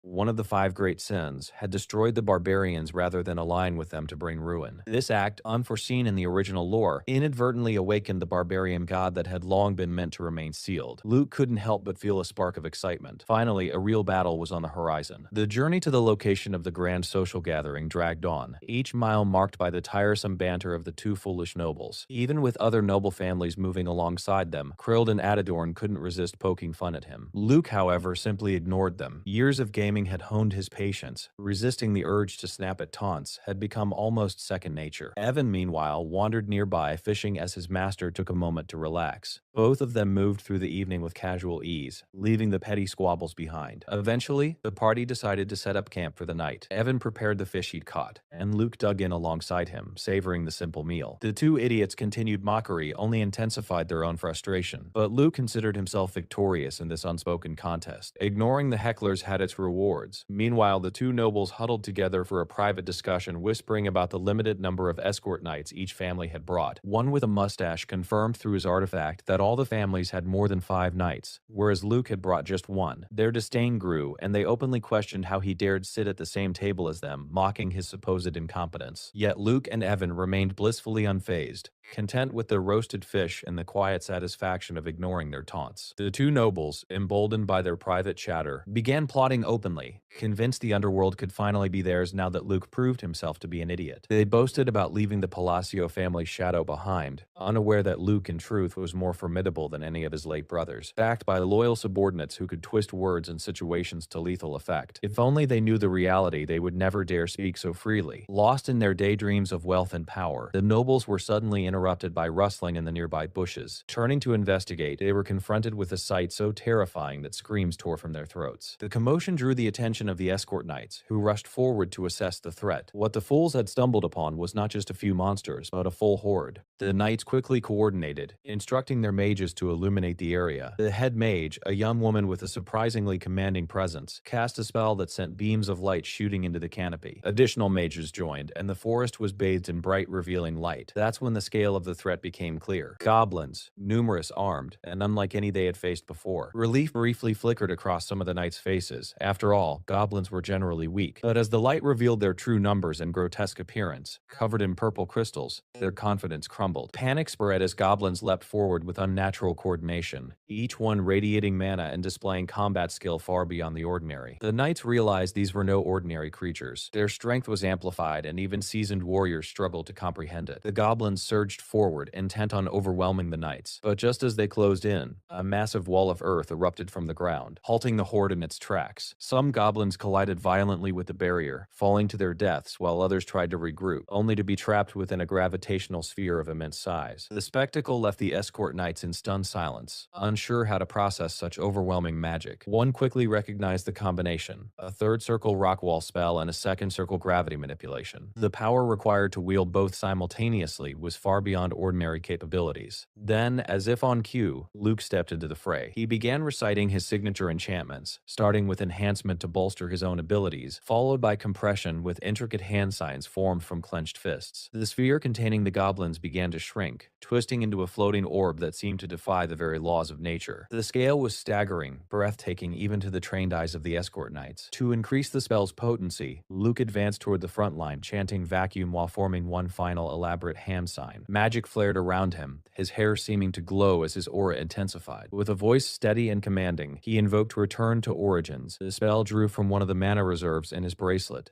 compressing the orb until the goblins within were utterly obliterated. The destruction was absolute, leaving no room for survival. The escort knights could only gape in awe at the devastating, precise power their master had unleashed. Goblin corpses rained down from the sky, but Luke remained utterly unshaken. Even the two foolish nobles from earlier were rendered speechless. and the escort knights could only gape. Yet a few stubborn goblins still pressed forward. With a commanding tone, Luke barked at the knights, questioning why they weren't attacking. Within moments, he had assumed full control of the battlefield. The knights swung their swords with renewed vigor, cutting down the remaining goblins. But Luke wasn't about to let them hog all the credit. His magic flared repeatedly, obliterating any goblin daring enough to charge, while Evan moved like a shadow, deflecting sneak attacks with precision. The fight dragged on through the night, a relentless dance of steel and sorcery, leaving the forest floor littered with the bodies of their enemies. When dawn finally broke, the nobles who had been hiding behind trees slowly emerged, gawking at the carnage. Exhausted from a night of combat, the knights exhaled in relief, yet their attention inevitably turned to Luke. How could one man fight so relentlessly without showing a trace of fatigue? The aura of confidence he radiated during the battle made it seem effortless, but behind the mask, he was far from calm. As the adrenaline faded, reality hit him. His mana reserves were completely drained. He felt exposed, vulnerable, no spells to protect him if another wave had arrived. Evan stepped closer, checking for injuries, but Luke assured him he was fine. Deep down, however, he was shaken. The thought of facing such a threat without magic was terrifying, and he silently thanked himself for having Evan by his side. Alone, the outcome could have been catastrophic. Luke's gaze then fell on the purple crystals embedded in the goblins' bodies, amethyst. The realization sent a chill down his spine. This was a sign of divine descent, a phenomenon that heralded the approach of an outer god. In this case, the barbarian god. The crystals indicated that the creature's physical abilities had been amplified to extreme levels, making them far more dangerous than ordinary monsters. It didn't make sense. The outer gods were only supposed to appear after the 5 deadly sins awakened and the world's balance began to unravel. Yet here was evidence that something had already shifted. Were all the outer gods emerging, or just one? Luke couldn't be certain, but he knew one thing. He needed information, and fast. Meanwhile, the 2 nobles who had been plotting against him were in full-blown panic after witnessing his display. They misread his tense expression as a glare aimed at them, further amplifying their fear. In truth, Luke wasn't looking at them at all. He was inwardly calculating how to survive the chaos now brewing around him. The following day, the caravan finally arrived at the ducat house of Rote, a sprawling mansion that could have easily been mistaken for a palace. The Graham social gathering, of accustomed to his master's grumbling, simply nudged him forward. Together, they stepped through the mansion gates, and for the first time, Luke allowed himself a glance at the interior of Duke Roach Grey's opulent estate. The grandeur of the place was enough to make even a seasoned adventurer pause, though Luke remained more interested in what challenges or absurdities awaited him inside. The mansion's interior was nothing short of breathtaking. Every surface gleamed as if sculpted from pure gold. Even Luke, who rarely marveled at extravagance, couldn't help but notice the opulence. The chandeliers sparkled, the furniture was impossibly ornate, and even the wine glasses shimmered with delicate traces of gold. Evan leaned in to inspect them more closely and chuckled under his breath. "Someone's really showing off," he whispered. "I wonder if anyone would even notice if we swiped a few of these." Luke scanned the room, noting the nobles bustling about, exchanging pleasantries and subtly sizing each other up.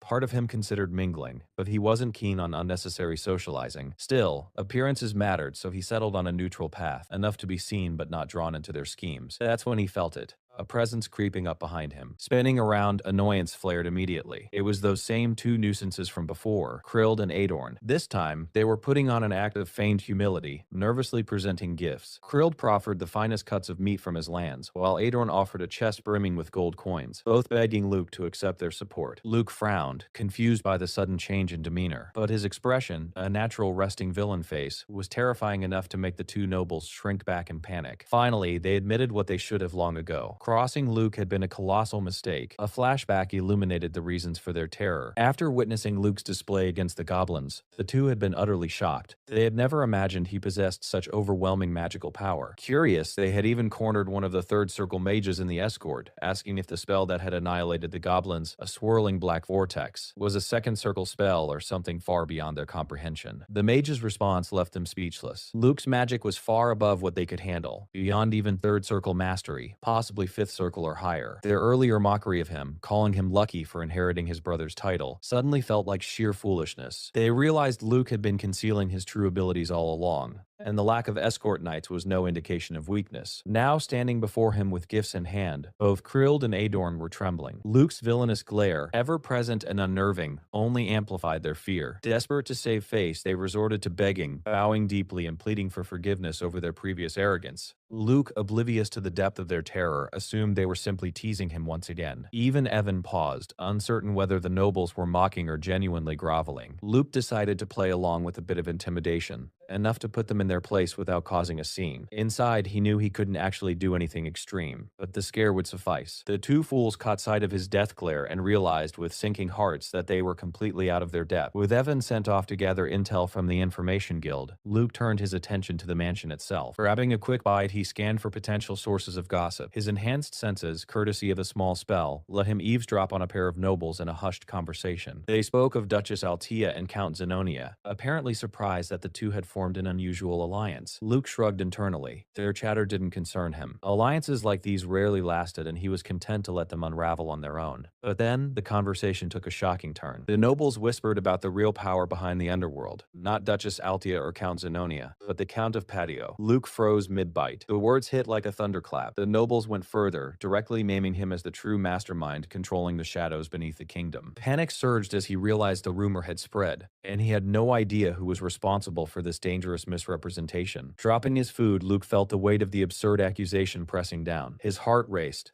This was exactly the kind of chaos he had hoped to avoid. Yet here it was, unraveling before his very eyes. Luke's mind raced as he tried to make sense of the gossip. He had met Altea only once as a child, and Sonia's infamous daughter just twice. So how could such absurd rumors even take root? He attempted to calm himself, dismissing it all as idle chatter, nothing more than noble gossip. His thoughts were interrupted by a voice calling from behind. Turning, Luke felt a twinge of unease at the sheer number of people seemingly drawn to him today. The newcomer introduced himself with a confident air. Carmine, the third son of Duke Camelon from the distant Ashelon kingdom. In his usual awkward half-bowing manner, Luke offered a polite introduction, silently scolding himself for forgetting nobles from other lands were part of this gathering. Carmine wasted no time, launching into playful mockery. He claimed he had heard Luke had only become a count through sheer luck, and that his envy had driven him to see Luke in person. Luke's irritation flared instantly. That ridiculous donut-shaped hairstyle alone seemed enough to provoke a mental jab. Two nearby nobles, sensing the insult, stepped forward immediately. They questioned Carmine's audacity. Mocking a noble of the Asteria kingdom? Carmine's confident smirk faltered. He hadn't realized the high status of these men. Panic set in as he struggled to comprehend the social blunder he'd committed. Carmine, introducing himself with exaggerated charm, described himself as a romantic suitor on a mission to win the heart of Duke Rotgray's youngest daughter. He boasted of his charm, convinced no woman could ever regret saying yes, but the truth was far less flattering. At the gathering, he openly gawked at other women, making crude comments on their appearance, right in front of his fiancée, even insulting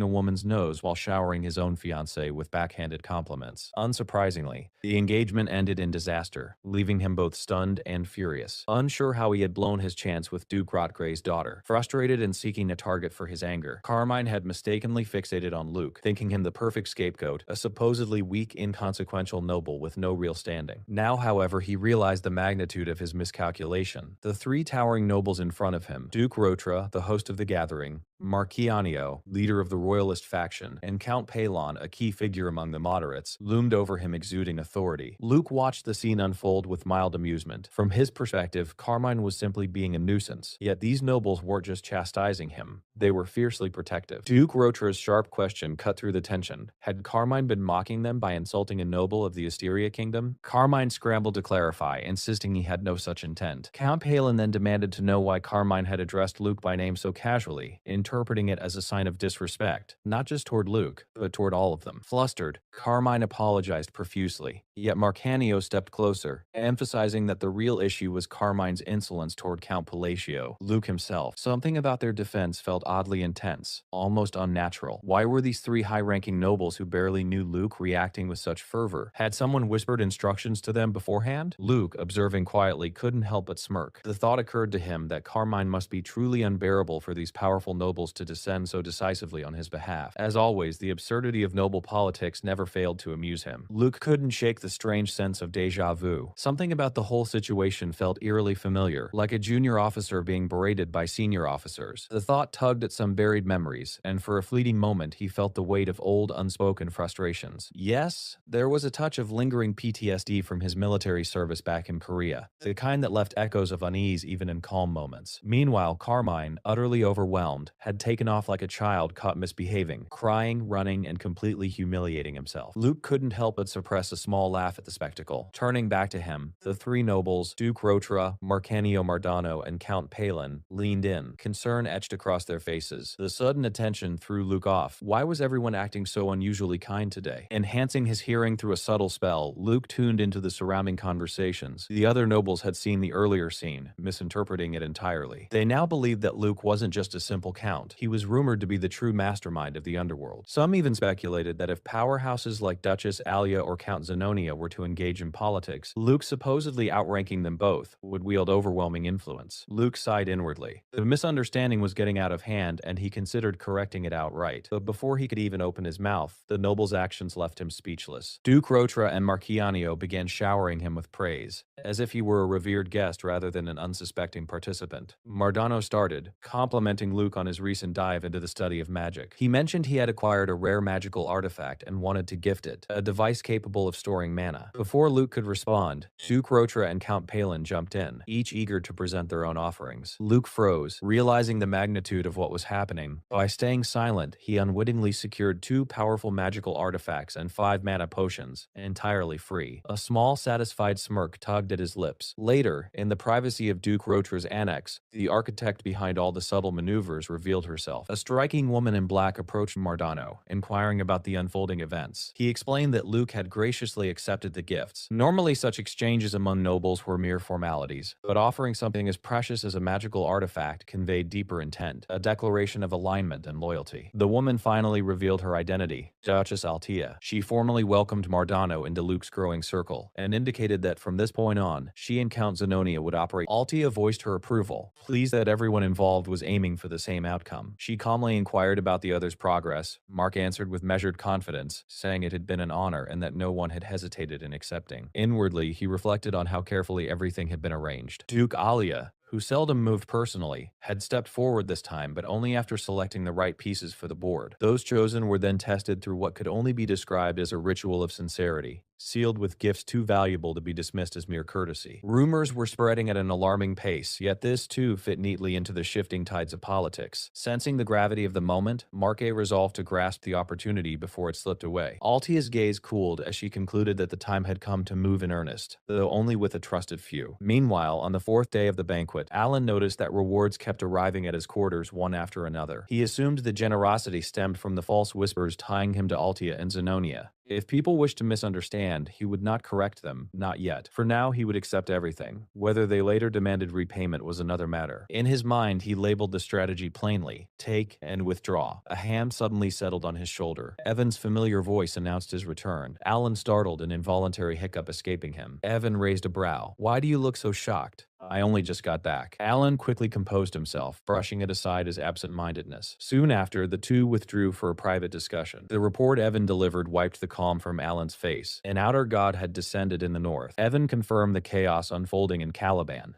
Ancient manuscripts were being revisited, and scholars now believe the appearance of amethysts signaled the influence of outer gods. Alan asked about the other matter he had assigned. Evan replied that the individual Alan sought had been located in a village north of Ashton. In that case, Alan decided they would make a stop there on their way, because their true destination would be Caliban. Evan's composure faltered. Caliban? Was Alan truly intending to head north? "I'll explain on the road," Alan said firmly, ordering immediate preparations. Evan bowed and departed without further protest. Left alone, Alan exhaled deeply. He had hoped events would not spiral this quickly. Entities like the 5 great sins and the outer gods defied prediction. No one could foresee which god would descend, nor when divine manifestation would erupt. That uncertainty was precisely why he had tried to gather intelligence and move swiftly. Still, he had not expected the timeline to collapse so soon. Data fragments and branching probabilities flickered through his mind, like memories of countless game scenarios. He had seen hundreds of endings. The most likely future now formed with grim clarity. The allied kingdoms tearing themselves apart in feudal wars across lands tainted by foreign divinity, until everything fell into ruin, himself included. But he had not come unprepared. After descending, an outer god required months to stabilize before awakening fully as a living deity. During that vulnerable phase, their power remained incomplete. That narrow window offered the only chance to strike. There were no guarantees, but there was no alternative either. Steeling himself, Alan briefly wondered what that child might prefer. With the thought lingering, he began drafting a letter. A week later, a vice commander delivered Alan's sealed message message to his superior. Upon reading it and recognizing the authority behind its contents, the commander stiffened in disbelief. Without delay, he issued new orders. The next northern deployment would be postponed by 2 weeks. The vice commander saluted and carried out the command. Far north of the Ashtalan kingdom lay the quiet village of Prawn. When Alan spotted the figure ahead, he paused. He had not expected the search to conclude so easily. The discovery felt almost unreal. Before him stood a pale yet radiant boy who greeted them with gentle warmth. Even at a glance, he was impossible to overlook. Alan recognized him immediately. The protagonist, the playable lead of the Liban roguelike turn-based APS Psychedelia. Seeing him in reality rather than on a screen left Alan quietly awed. A protagonist was unmistakable. The boy looked exactly as he had in the illustrations. Delicate features, striking beauty that bordered on unreal. Too refined, almost luminous.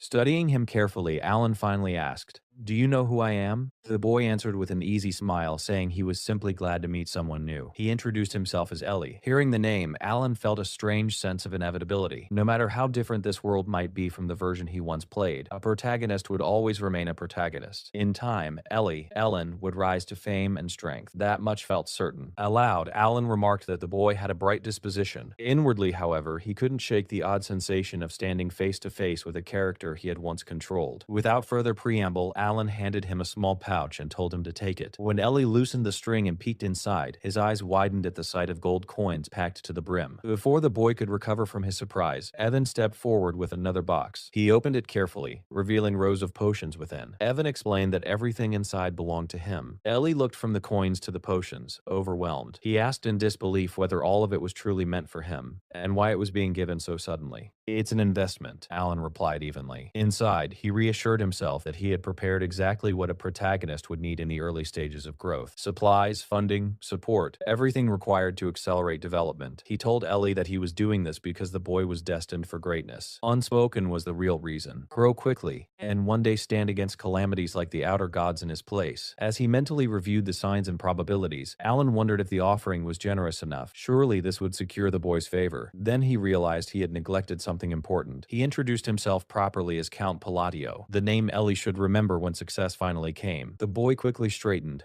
thanked the Count with sincere gratitude, and promised not to forget. Beaming, he waved goodbye to Evan as they prepared to depart. Watching him, Alan found himself questioning the boy's temperament. Had the protagonist always been this cheerful? The story he remembered belonged to a dark fantasy setting. He had expected someone hardened, not someone so openly warm. As they turned to leave, Evan spoke quietly. He understood Alan's intention, but pointed out that they were departing without truly getting to know the child. "He's perceptive," Alan answered. "He'll understand." What he did not say aloud was that his own survival was at stake. There was no time to nurture bonds slowly. In his mind, he had essentially activated the protagonist's growth on auto, an unapologetic pay-to-win strategy. Evan then observed that the boy's talent seemed extraordinary. His mana felt dense, constantly swirling beneath the surface. And despite his plain clothing, he appeared to carry artifacts. Alan nodded. He had sensed it as well. In the original setting, Ellen had started as someone entirely ordinary before embarking on his journey. This deviation felt like another butterfly effect, an unpredictable divergence from the game's script. Considering that the anomaly involved the protagonist himself, it was both unsettling and reassuring. Still, Alan reminded himself that the objective remained unchanged: secure a comfortable future. The stronger the boy became, the more valuable this investment would prove. He even reassured himself that Ellen had been one of the few genuinely kind figures in that grim, unforgiving world. A moment later, doubt flickered. Was he truly as kind-hearted as remembered? Shifting the subject, Alan mentioned Dios, saying that Dios would eventually meet him. Inwardly, he admitted he had avoided going there before out of fear. He had never imagined events would force his hand like this. Evan, unable to hide his unease, asked whether they would at least be allowed to see him. "Probably," Alan replied, though uncertainty lingered beneath the surface. The answer carried the quiet melancholy of someone who had crossed into another world without a safety net. Later, back in his room, Alan began sorting through his belongings. Evan stared at the scattered assortment of items, baffled at why he had purchased so many seemingly unrelated things. Alan answered calmly. They were not random at all. They were offerings, carefully selected bribes meant for the person who would one day become his lifeline. 10 days later, their long journey finally brought them to the capital of Caliban. Ahead stood Kurtum, the immense northern gate of Kurum, towering, disciplined, and immovable. It marks the end of a grueling road and the beginning of something far more uncertain. Inside the carriage, Evan looked half dead from exhaustion. Days of relentless travel had drained him completely, and he did not bother hiding it. He complained openly about how worn down he felt, boredom and fatigue clinging to him like a second skin. Alan, though just as tired, remained composed. Long-distance travel was never pleasant. It consumed stamina and patience alike. There was no point in resenting what could not be avoided. Evan muttered that the final stretch had been especially unbearable because of the absurd labyrinth they had been forced to navigate. Without that detour, he could have at least arrived with some dignity intact. Alan simply accepted the hardship. Complaints would not shorten the road already traveled. As the carriage rolled closer to the gate, Alan absent-mindedly clasped the locket in his hand. His thoughts drifted. They had moved from place to place preparing for the looming war against the outer gods, gathering resources, forging connections, securing advantages wherever possible. All of it had been done with one purpose in mind: Dios. He wondered quietly whether what he had prepared would be enough. Beneath his calculating exterior stirred something warmer, an instinct that resembled a father's desire to provide without limit. Evan soon noted that their turn for inspection was approaching. He stepped down from the carriage and headed toward the officials for identity verification, assuring Alan it would only take a moment. Left alone, Alan leaned back inside the carriage and closed his eyes briefly. At least here in the capital, procedures appeared efficient. That alone was a relief. It didn't last. Evan returned sooner than expected, tension visible in his expression. He informed Alan that there had been a minor complication. Though Alan's identity had been confirmed, they were being asked to step aside. Without visible irritation, Alan stepped out of the carriage. A knight approached from behind. The man wore a crooked, self-assured smile, one eyebrow slightly raised as if the entire situation amused him. He addressed Alan directly, confirming whether he was Count Patio. Then he introduced himself, Vrain, direct disciple of Master Knight Fiola, the so-called Fourth Sword. His smirk carried deliberate provocation. Annoyance stirred within Alan. The name Fiola meant nothing to him. He had no idea who this Fourth Sword was, nor did he particularly care. Maintaining a cold expression, he questioned why Vrane had arrived with an escort of knights and demanded an explanation. Vrane replied smoothly. A friend from the Asteria Kingdom had contacted him claiming to be deeply wronged by Alan. Alan dismissed the accusation immediately. No such matter existed. Then realization dawned. There was only one person dramatic enough to spin such nonsense: Carmine. With evident boredom, Alan asked whether this friend happened to be Carmine. Vrainey's smile widened. He confirmed it without hesitation, recalling how his friend had raged about humiliation and disgrace. The memory unfolded. Through a magically summoned globe, Carmine had appeared furious and exhausted. He claimed that Count Palutino had harassed him relentlessly. Assisted by 3 others, he hurled insults freely and demanded retaliation. Alan, he said, was heading toward Caliban. Vrain should deal with him. Then Carmine's tone shifted. A slow, calculating smile formed as he tempted Vrani. If he wished to sharpen his abilities, he would require more abyssal bodies. Vrani had laughed at the suggestion. He owed his friend a favor, after all. At the very least, he could stage an impressive performance. The present snapped back into focus. Without warning, the knights accompanying Vrane drew their swords in unison. Steel flashed beneath the light as they surrounded Alan and Evan near the northern gate. The escalation was immediate. Evan reacted first, drawing his blade and positioning himself protectively beside Alan. Inside, irritation simmered within Alan. That reckless brat had started a conflict, fled from it, and now the consequences had chased him all the way here. And apparently they had arrived armed. Alan understood immediately what this was: retaliation carried out through another's hands. The pettiness of it struck him as almost laughable. Hiding behind a friend to settle a grievance felt no different from a rat baring its teeth from the shadows. Vrane unsheathed his sword. With deliberate arrogance, he advanced and leveled the blade at Alan's chest. A crooked smile tugged at his lips as he laid out his terms. If every valuable item inside the carriage was surrendered, he might consider mercy. To him, this was merely a favor repaid. Confidence swelled within Vrane. He had calculated everything. Alan was nothing more than a minor noble from the Asteria Kingdom, irrelevant within the Union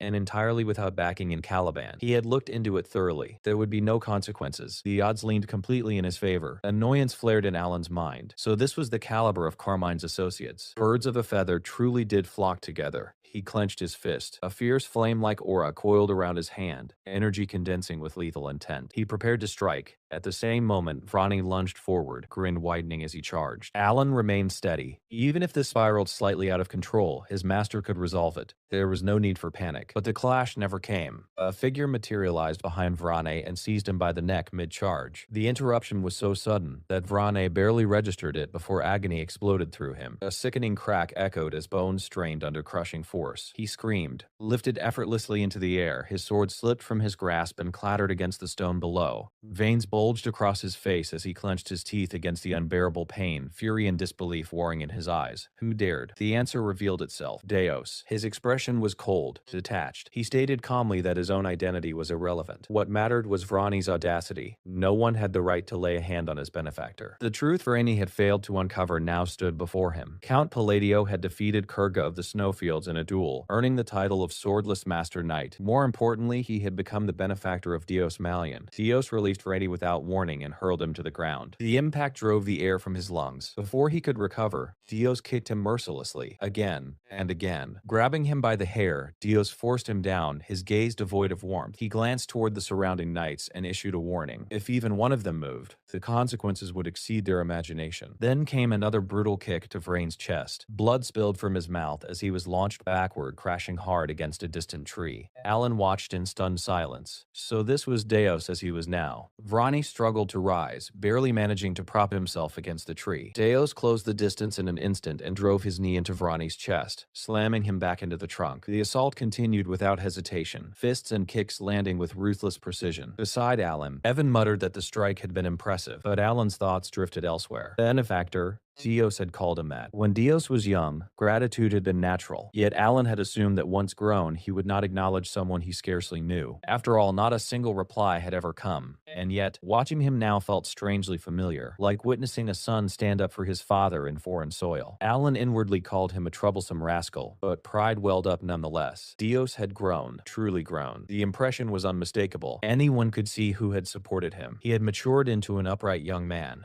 A heavy thud resounded as another blow landed. Evan, half-teasing, remarked that Alan's son was beating the man senseless. Alan replied that he heard nothing, but deep down he understood. Deos had stepped forward because his benefactor, his father in a sense, had been insulted far from home. Deos continued the relentless assault until Vrani finally lost consciousness. Even then, Alan couldn't help thinking it might be slightly excessive. Then another realization surfaced. Deos was one of the 5 great sins. Restraint had never been one of their virtues. At last, Deos turned away from the fallen Vrain and approached Alan. Stopping before him, he bowed respectfully. A confident smile curved his lips as he stated that he would personally escort him. Around them, the remaining knights stood frozen. The knights who remained at the northern gate could only stare, stunned by what had just unfolded before them. Far to the north, beneath a sky drained of warmth, an endless field of ice bore the scars of war. The battlefield lay silent except for the crackle of flames. Bodies were scattered across the frozen ground, stiff and pale, some already set ablaze by the victors. Fire devoured what the cold had preserved, smoke rising in dark spirals against the white horizon. At the center of the devastation stood Delman, bearer of Caliburn's third sword and commander of the Crimson Flame Knights. Victory surged through him. He lifted his blade high, its edge still radiating heat, and proclaimed in a voice that carried across the frostbitten plain, "One of the 8 chieftains, the Great K, along with his entire tribe, has fallen." The Red Flame Knights claimed triumph on the kingdom's soil. A roar answered him. The Crimson Flame Knights erupted into cheers, their laughter and shouts cutting through the frigid air. They leapt, raised weapons, and celebrated the hard-won conquest. After allowing the jubilation its moment, Delman lowered his sword and gave the next order. "Return to the outpost. Prepare for departure." "Yes, Captain." The response came in perfect unison as the knights began to move. Yet Delman did not share their ease. As the men dispersed, his expression tightened. Inwardly, he replayed the events that had led to this outcome. With a victory of this magnitude, he believed he should no longer be treated as subordinate to that newly appointed Master Knight. His jaw clenched. Others might not know the truth, but he did. For generations, Caliban and the northern barbarians had clashed under a brutal but understood code. There had always been rules, a grim respect governing their bloodshed. This time those rules had been shattered. Khan, one of the 8, had been deceived, drawn out alone, ambushed by a concealed force. Delman remembered the chaos vividly. The chieftain's warriors cut down without warning, the tribe overwhelmed through manipulation rather than strength. The entire campaign had been built on exploiting the battle's momentum. It had not been honorable, it had been effective. "That bastard," Delman muttered under his breath. He recalled the report sent afterward, the proud declaration that Kirga of the Snowfields had also been defeated. All of it had unfolded because he himself had demanded clear results from the expedition. Khan's body had disappeared amid the carnage. Even if he had escaped the initial assault, the poison used in the operation would have ensured his end. There was nothing left to confirm,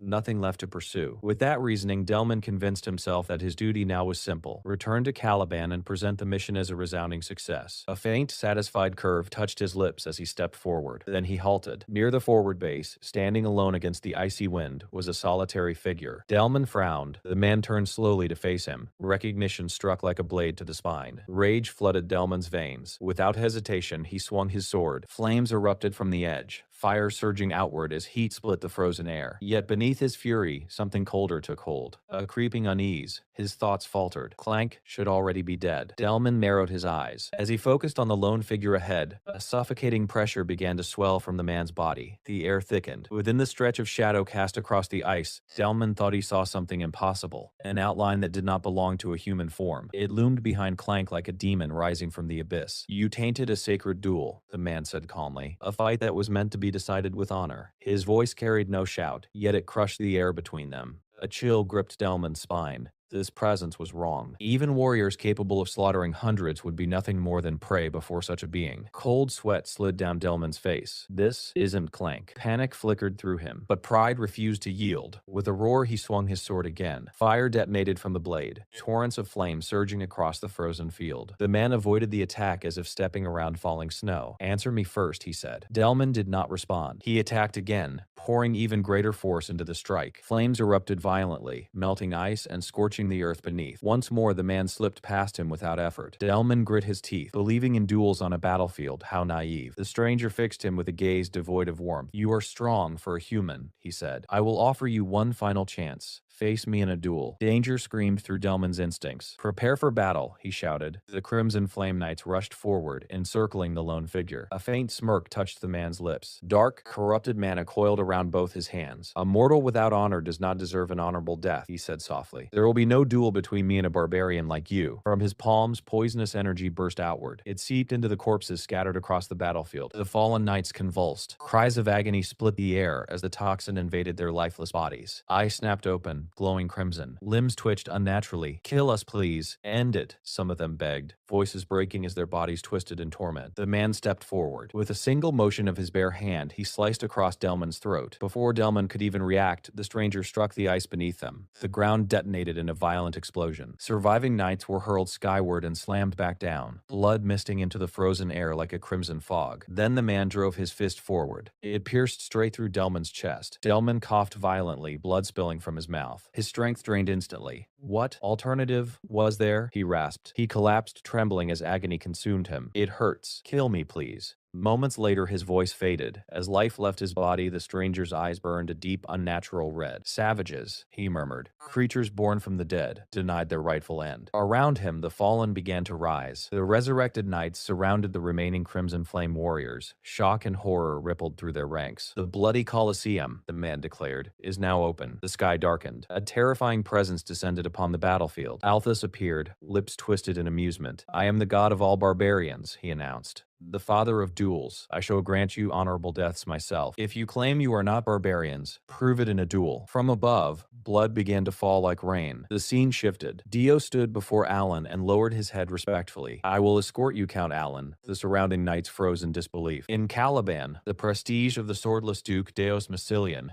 towered above nearly all others. He had once defeated the second prince and bowed to no one save the king himself. Yet here he stood, offering courtesy without hesitation. The watching knights stared at Alan, stunned. What kind of man commands such respect from him? Dio summoned an ornate carriage and gestured toward it. "Please." Alan felt a faint discomfort at the attention, but he stepped inside. Evan quietly assured him he would follow behind. Soon they arrived at Dios's residence. The mansion loomed like a massive, illuminated fortress, its sprawling structure reminiscent of a great armored beast crouched in silence. Inside, the halls were still. Alan reflected quietly. Coming here was technically a success. He had secured Kim Dong Dong, yet something felt slightly off. After considering his thoughts, he decided honesty was best. "I would like a word," Alan said. "I came with a purpose. I have a favor to request." Dios blinked in surprise. "You came to ask something of me. Please, explain." Alan nodded. "I will be clear. It would be my honor to assist you," Dios replied at once. He understood the difference. This was not a command. It was a request. "Let us sit and speak properly." They took their seats at a tea table. Silence lingered between them. Alan briefly wondered if the host should not be seated at the head. Yet despite the formality, he felt unexpectedly at ease. After a pause, he continued. "I have two requests. I know they are not simple. Dios listened attentively. I must travel north, Alan said. I would like you to accompany me. A small smile touched Deos's face. I would gladly go with you. Relief flickered through Alan until Deos added calmly, I was already preparing for an expedition north. The tension eased slightly. Then Alan spoke again. My second request concerns the royal treasury of Caliban. The atmosphere shifted. I wish to borrow an artifact. He met Deos's eyes directly. The ring of the madman. Outside the estate, a knight stepped forward and bowed. Vice Captain, I have returned from the escort mission. The man in front of him replied calmly, well done. I was not concerned since the captain personally went. He reflected inwardly that Deus himself had escorted Count Palatinio. Soon after, Styla, Deus's sister, arrived. She spoke with careful curiosity. If my older brother handled the escort himself, the guest must be someone truly distinguished. The man chuckled lightly. Indeed, Lady Styla. Elsewhere, Deus held a letter and reviewed the contents in silence. After finishing, he looked up at the warrior before him and instructed, inform them that the northern schedule will be delayed by 2 weeks. One of his subordinates asked respectfully, may I know the reason? With a faint smile, Deus answered, because my benefactor, the great moon, Count Palatinio, will be arriving soon. Sometime earlier, a white-haired knight had observed him quietly, thinking that he had never seen their vice-captain show such an expression before. The arrival of the Count of Palatinio from the Kingdom of Austria had clearly stirred the estate, and even Styla could not hide her anticipation. The scene returned to Alan. Alan faced Deus and asked steadily, would it be possible for me to borrow the ring of the Maid One from the Caliban treasury? Though his tone remained composed, tension weighed heavily on him. A thin sheen of sweat formed on his face. He understood the gravity of the request. It was unreasonable, and could place him in debt to the royal family. Yet the ring of the Maid One was vital to his plan. He looked directly at Deus. Without hesitation, Deus lowered his head slightly and replied, yes, of course. At that moment, Ewan entered the room. He bowed respectfully to both Deus and Alan. My apologies for arriving late. Alan thought his timing could not have been better. A subtle smile touched his lips. He decided to ease the atmosphere first. You came at the right time, Alan said. You brought them. Ewan gave a confident nod. I will bring them now. He returned shortly with several elegant boxes. The gifts shimmered under the light as Alan personally presented them to Deus. Deus looked at the boxes with mild surprise. What is this? Alan opened one and explained. These are gifts I prepared myself. I especially recommend this gemstone string tie. It is quite popular. You should try it. Inside, Alan steadied his thoughts. He had chosen the tie after careful consideration. The refined design, adorned with delicate stones, gave it a distinguished appearance. He hoped Deus would appreciate the effort. Deus accepted it calmly.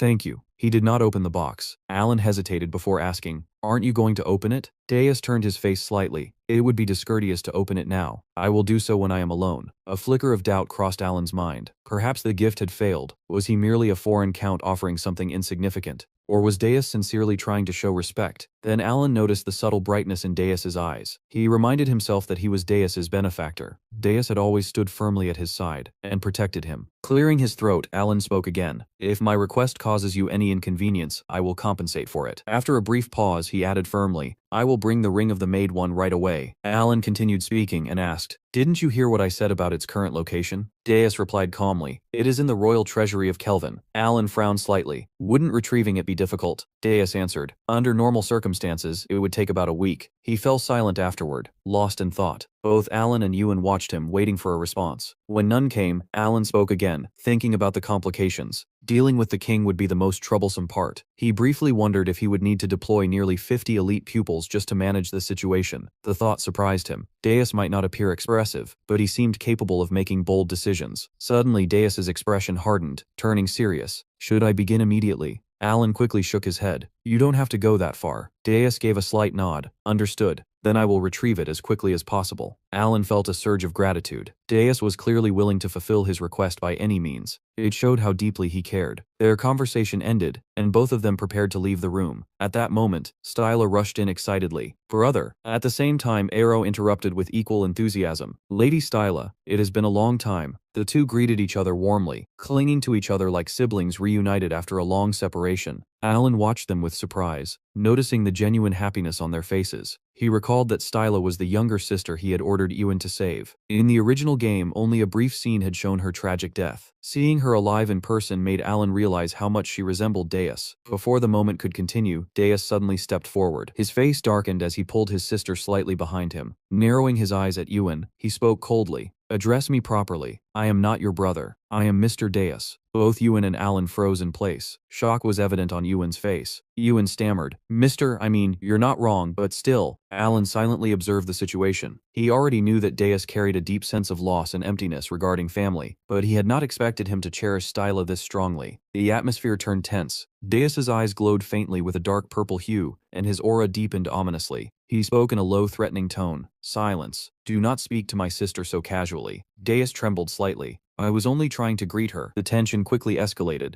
creating an awkward and dangerous atmosphere. Alan suddenly understood something important. Deus treated him kindly because Alan had saved Styla. Alan had been too focused on preventing Deus from becoming a destructive force that he had overlooked this emotional bond. He wondered silently whether Deus would continue helping him unconditionally. Perhaps he had been pushing things too far. Still, he could not deny the benefit of their connection. At that moment, Silas stepped forward, interrupting the tension. She turned toward Alan politely. Excuse me, sir. You must be Count Palatinio, correct? Alan nodded. That is correct. Silas spoke sincerely. I heard that you ordered Sir Ewan to save me. Alan replied modestly. I simply did what I had to. Inside, however, he admitted the truth. If she had died, her brother would have become a merciless killing machine. Alan had arranged their reunion at the most crucial moment to prevent that future. Scylla gently held Deus's hand and said softly, Truly, thank you. She bowed her head gratefully toward Alan. Alan froze for a moment. He had acted with calculated intentions, never expecting to receive sincere gratitude. Yet the warmth of her words filled him with unexpected happiness. A gentle sense of satisfaction spread through him, and he smiled faintly. Later, Alan found himself staying at the mansion for dinner.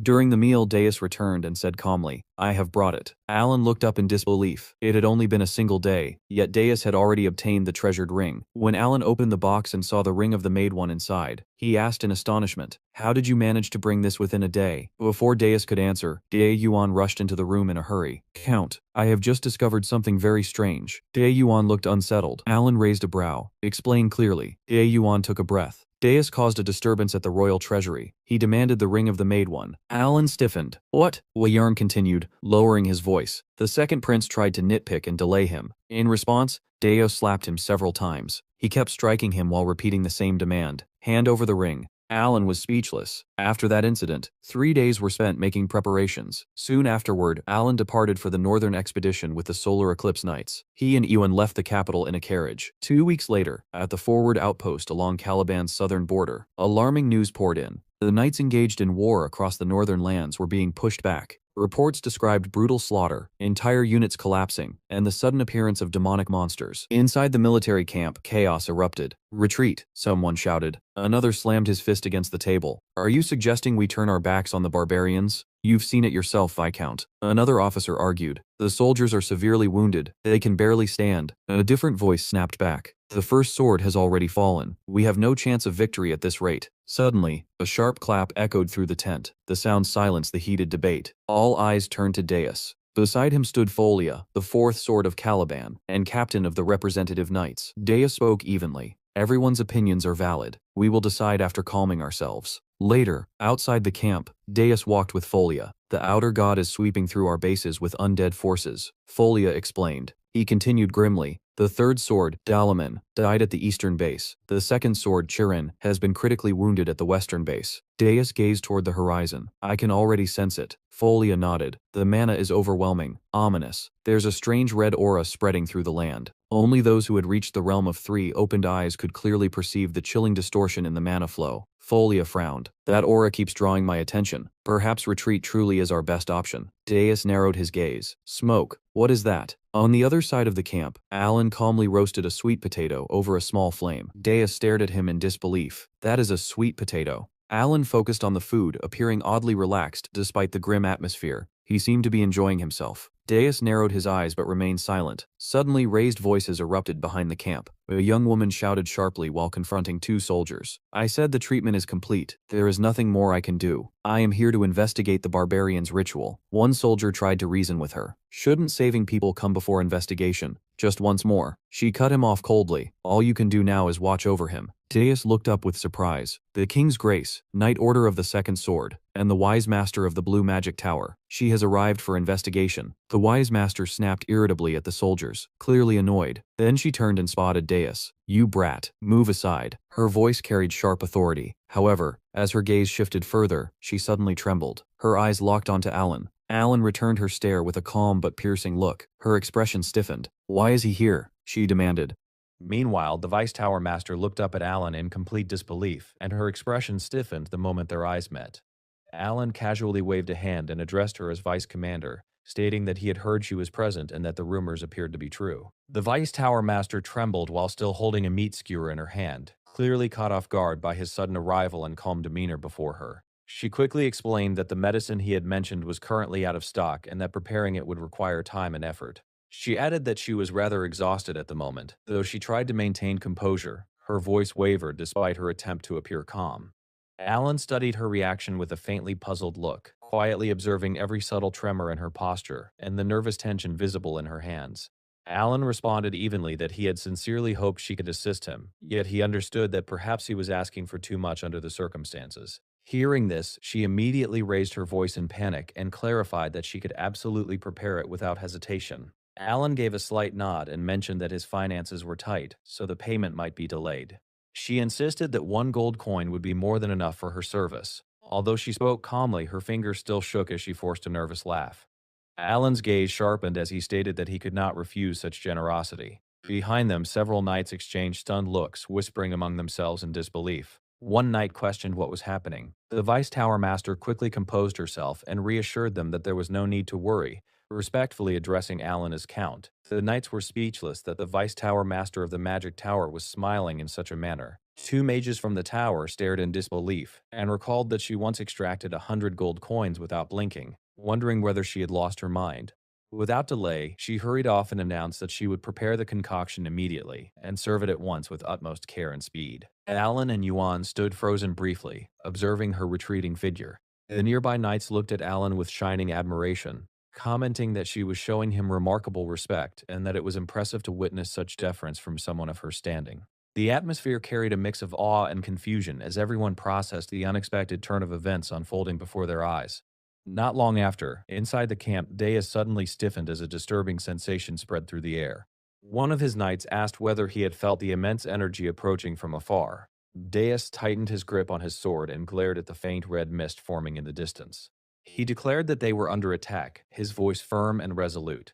Outside the camp, zombie-like corpses staggered forward, slowly but relentlessly closing in on their position. A knight shouted for everyone to charge, and the soldiers rushed ahead without hesitation. Swords pierced through rotting flesh, and twisted bodies convulsed grotesquely as they fell. Yet more corpses continued advancing, creating an overwhelming wave of decay and hostility pressing toward the camp. Suddenly, a freezing wave burst across the battlefield, scattering pale light like countless shards. The Vice Tower Master raised her staff and activated her detection spell, her movements swift and controlled. In an instant, the advancing corpses were sealed in thick layers of ice, frozen like stone statues. She began another chant without hesitation, reinforcing the battlefield with calculated precision. Behind her, Deus stepped forward with purple energy flaring around his blade. With a decisive and powerful strike, he cleaved through the frozen monsters, shattering them into fragments. He then lifted his gaze toward the sky and alerted the others to look above. The Vice Tower Master followed his line of sight, her expression darkening at the ominous sight unfolding overhead. The heavens had turned crimson as thunder roared within swirling clouds.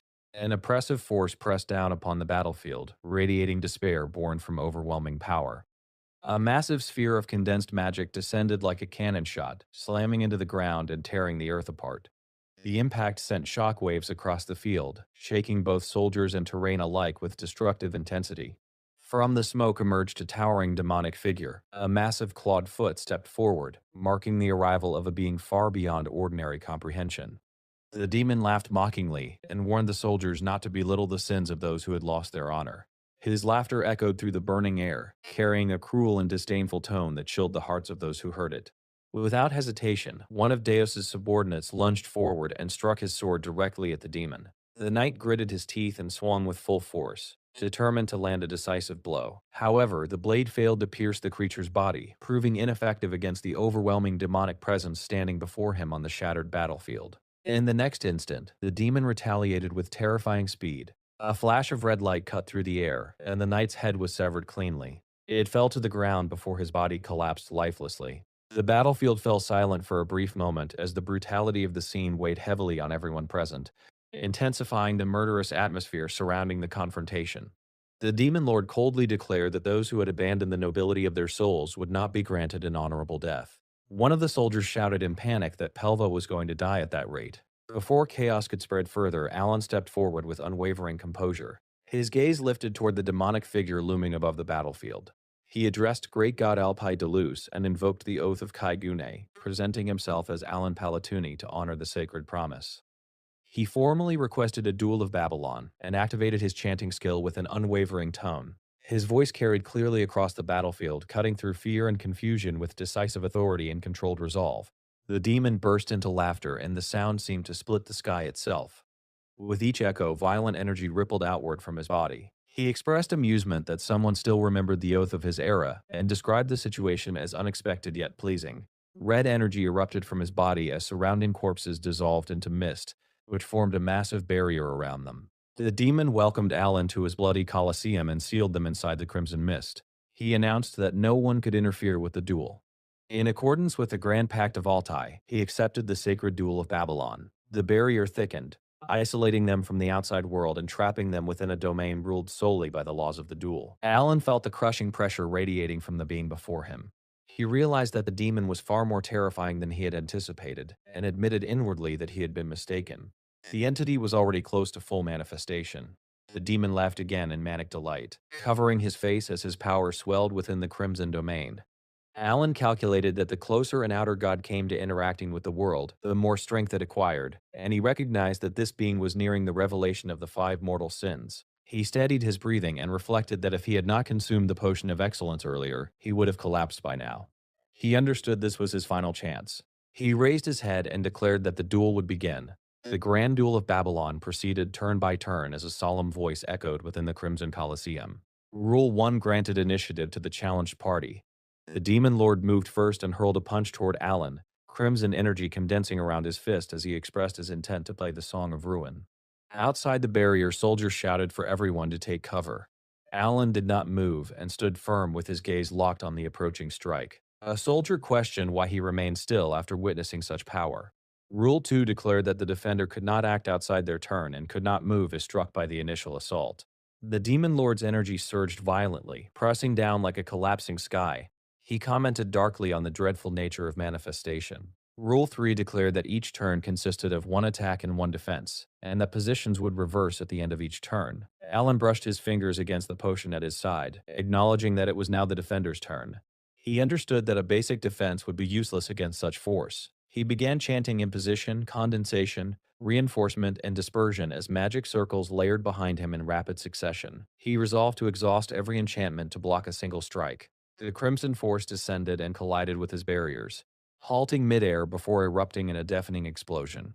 Red light clashed against shimmering enchantments as the earth shattered beneath them, splitting apart under immense pressure. Outside the barrier, Yuan and the others froze in place. The Vice Tower Master anxiously wondered whether the Count had survived. When the light faded, Alan remained standing, though battered and bleeding, with a cracked magic circle glowing behind him. He steadied himself and held the potion prepared by the Vice Tower Master, recalling that it was described as a redemption potion capable of soothing unbearable pain. He observed that when used at the precise moment, it worked flawlessly and allowed him to remain standing. He poured the golden liquid over himself as warm light enveloped his body and restored his strength gradually. He assessed that it would not restore him completely, but would allow him to move. His gaze turned cold as he declared that he had fulfilled the conditions to enter the state of stillness. He raised his hand as a ring appeared upon his finger. Golden radiance burst forth from it, illuminating the crimson mist as he activated Binding Summon and announced that the long-awaited hour had arrived. He began to explain the situation almost like a lecturer presenting a lesson. To confront Ultralus, one first had to understand the rules of the duel itself. That was why he had willingly accepted the challenge and demanded a sacred duel of Babylon. Only within those strict boundaries could the movements of an outer god be limited. The reincarnation pendant had ensured that he would not truly die, and the potion had kept him barely alive. The Ring of Radiance required one critical condition. He had to stand at death's edge. Now that requirement had been met, the constraint activated. Alan stepped forward toward Ultralus and stated that in a sacred duel, defense and counterattacks were forbidden. In the game's mechanics, he had simply endured the first strike because enhancement effects there had been limited by turns. Here, however, they were governed by reality itself. There was no turn limit. He began channeling magic. He declared the first constraint, explaining that when magic was used upon snowy terrain, he could slightly distort the laws of this world. Above his head, a red eye opened. Then a blue eye opened as well. He invoked diffraction. Energy gathered before his palm and crackled with unstable force. He declared the second constraint, stating that when magic was invoked at death's threshold, he could bend the laws of this world further. He invoked primeval point. Lightning condensed into the shape of a spear in his grasp. Its form sharpened and compressed into lethal density. Dark energy seeped into it as he layered extinction over the spell, staining it with a shadowed aura. He declared the third constraint, explaining that when battling a god, he could twist the world's laws even more. He invoked Silent Front. The power surged once again and intensified beyond its previous state. He declared the fourth constraint, stating that when magic was used against Ultralis, the great god of duels, its force increased further. Ultralis stood with his arms spread wide. He neither guarded nor retreated, bound completely by the sacred rules. Alan hurled the spear. It struck Ultralis head on. A blinding explosion erupted and swallowed the battlefield in light and thunder. The ground fractured beneath the blast and the air screamed from the force of it. Through the roar of destruction, Alan's voice carried steadily as he declared that he could still twist the laws of this world one more time. Alan knew the final condition clearly. For his plan to succeed, Ultralis had to be erased in a single strike. However, destroying the body of an outer god was not enough. Even if a spear pierced straight through its heart, such beings did not simply vanish. The lightning spear struck true. A massive hole tore through Ultralis's chest. And yet, the god threw his head back and laughed. He described the attack as impressive, almost as if complimenting a student. Cold dread tightened in Alan's chest as he questioned whether it had failed. He had poured everything into that attack. Even the reserve of magic stored within his bracelet had been completely drained. Ultralis regarded him with manic amusement and remarked that he truly was the successor to that will and had already reached such a level. Alan's mind raced as he wondered what was happening. Before his eyes, Ultralis's massive form began to blur at the edges. His frame flickered like a reflection disturbed by rippling water. Ultralis described the duel as splendid and acknowledged it as a worthy clash between noble warriors. Alan stared as realization dawned that the god was fading. Ultralis continued speaking as his voice echoed strangely and his body grew translucent.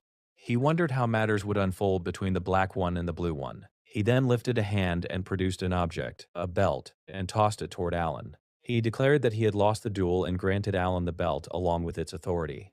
His body began drifting upward and dissolving into the sky.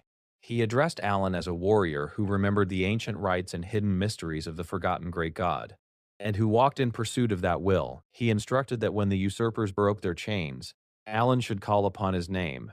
His smile sharpened as he clarified that Alan must not use the false and humiliating name wrapped in deception, but instead call upon his true name, the god of chaos. Then he vanished completely. Silence fell across the battlefield. The duel was over. Alan had won. After the outer god's disappearance, soldiers moved quietly across the battlefield and buried the fallen. The chaos gradually settled, and preparations were made to return to Caliban. Inside a carriage, Alan sat opposite Pinea. He drew a breath and indicated that it was time for the next question. She immediately cut him off and stated that he was a rank 3. Her eyes widened as she corrected herself and admitted her mistake. Alan leaned back slightly and asked what she knew about the blue things and the black things. At once, tension seized her face. She shook her head rapidly and insisted that she did not know anything and had never seen anything like that, swearing that it was the truth. He studied her for a moment and then stated that it was fine.